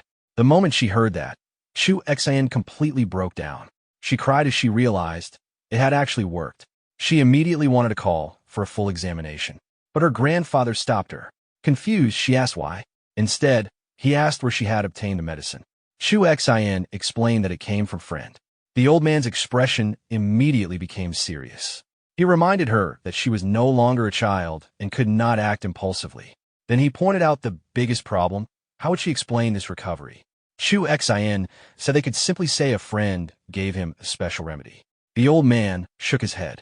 A treatment capable of pulling someone back from the edge of death was not something people would casually accept. If exposed, a medicine capable of curing cancer would cause enormous consequences. Because of that, neither the serum nor the person behind it could be revealed. Chu Xian understood, but pointed out that his recovery was too sudden to avoid attention. The old man simply said they did not owe anyone an explanation. If necessary, they could say he recovered unexpectedly. If others refused to believe it, that was their problem. Protecting the person behind the medicine mattered more. Chu Xian nodded and promised she understood. Satisfied, the old man lay back down. He pointed out that suddenly acting completely healthy would attract too much attention. For now, it was better to behave naturally. Then Chu Xian mentioned another matter. She admitted that she had already invested in Chen Yang's newly established gaming company, and that, from one perspective, it almost felt like giving him 100 million yuan. But her grandfather immediately disagreed. If someone truly possessed medicine like this and wanted wealth, earning hundreds of billions would not be difficult. Compared to that, 100 million meant very little. In his opinion, Chen Yang accepted the investment simply because he did not want her to feel she owed too much for such a favor. After hearing that explanation, Chu Xian found herself unable to argue. The more she thought about it, the more reasonable it sounded. Then the old man suddenly became interested. He started asking about this mysterious friend, whether the person was male or female, young or old, and whether they were already married. Hearing those questions, Chu Xian immediately became embarrassed and asked what he was even thinking. The old man only laughed. Maybe he was overthinking, but one day, she should bring that person over so he could meet him personally. That only made her more embarrassed. Meanwhile, completely unaware of this conversation, Chen Yang suddenly sneezed. He jokingly wondered whether he had become more handsome lately since so many people seemed to be thinking about him. Just then, a message arrived from Dandin. It was exactly what he had been waiting for. The Unknown World had officially launched across all major platforms. And more importantly, the download numbers were already climbing rapidly. Seeing the launch results, Chen Yang felt satisfied. After all, a holographic projection game like this simply did not exist anywhere else. In his view, once players experienced it for themselves, causing a sensation was only a matter of time. Now, he was already looking forward to seeing tomorrow's revenue and user data. Meanwhile, elsewhere in the city, a tired office worker stood packed into the evening rush crowd. Already irritated and exhausted, he casually opened his phone and scrolled through games. Everything looked the same. Bored, he wondered whether anyone would finally release something different. Then, an advertisement caught his attention. A Shunsha AR game. Download size, just over 400 megabytes. The ad even claimed it could fulfill all of the player's Shunsha fantasies. The man immediately became doubtful. An AR game that small sounded unrealistic. Still, curiosity won. He downloaded it. Not long afterward, registration finished. Then, something appeared. A small rabbit floated into the air beside him. The man nearly jumped. People nearby immediately noticed. An older man stared and asked what was sitting on his shoulder. Someone else looked closer and became interested. This didn't feel like ordinary AR. It looked more like holographic projection from science fiction. The older man kept watching. The rabbit looked unbelievably real. He asked how something like this was possible, but the player was just as confused. All he had done was download a game. Then this thing appeared. Soon after launch, the first batch of game data arrived. Dandin immediately went to check. An employee handed her the report. The moment she read it, her eyes widened. Without delay, she grabbed the file and rushed to Chen Yang's office. He had been waiting all day. Excited, Dandin announced the results. Without any advertising, marketing, or promotional push, the Unknown World had surpassed 1 million downloads on its first day. And that wasn't the most shocking part. The paid conversion rate had reached an unbelievable 40%. Most companies would celebrate numbers like that. But Chen Yang's reaction was completely different. After hearing the report, he calmly said the results were slightly below expectations. Dandin froze. Below expectations? Most games struggled to achieve even a 2% payment rate. Their game had reached 40. She almost didn't know how to respond. But Chen Yang simply asked, was their game an ordinary game? After seeing holographic creatures appear in reality, she had no answer. Then Chen Yang said they would build a great company and rely entirely on product quality. As he spoke, he casually opened the game. A dragon appeared beside him. Even after seeing the technology before, the effect still felt impressive. Then he assigned Dandan another task. Starting today, every employee should keep the game running during their commute. Dandan agreed and left to notify everyone. Later that night, around 9 o'clock, employees began heading home. One girl suddenly remembered she had forgotten to open the game. The moment she launched it, her companion's spirit beast appeared. Looking at the little creature, she smiled. It was incredibly cute. Her only regret was that she couldn't actually touch it. Still, her enthusiasm only increased. She encouraged herself, saying they had to make this the #1 game in the country. Then she raised her hand for a high five. The spirit beast copied her. That made her even more motivated. After arriving home, she announced she was back. Inside, someone was already waiting. It was Sujuan, a reporter from a gaming magazine. Seeing her return late, Sujuan asked whether she had worked overtime again and whether she had eaten. The employee said she already had, but Sujuan's attention was instantly drawn to the floating creature nearby. She asked what it was. The employee proudly explained that it was a companion spirit beast from the game developed by her company. Through mobile projection technology, it could appear directly in reality. Sujuan was stunned. She asked whether she could touch it. The employee told her to try. As expected, her hand passed straight through. Sujuan stared in disbelief. It really was a holographic image. She asked again whether this game had truly been developed by her company. The employee confidently confirmed it. According to her, no other game company had anything remotely comparable. Hearing that, Sujuan became excited. As a gaming reporter, she immediately realized what she was looking at. This wasn't just another mobile game. This was a disruptive product. She quickly asked whether she could visit the company tomorrow for an interview. Only then did the employee remember that Sujuan worked in gaming media. She said she would message President Xiao first and ask for approval. That answer only made Sujuan more excited. In her mind, traffic numbers were already exploding. An exclusive interview for the unknown world that alone might complete her annual performance target. The more she thought about it, the more excited she became. Headlines started appearing in her mind. Exclusive report, the unknown world. The mobile game that changed everything. The technology behind the unknown world. One after another. At this point, she was practically imagining page views pouring in. Then she grabbed her friend's arm and pleaded. No matter what, she absolutely had to help convince the boss to accept the interview. To make the deal sweeter, she even offered a reward. If the interview succeeded, she would treat her to 3 full meals.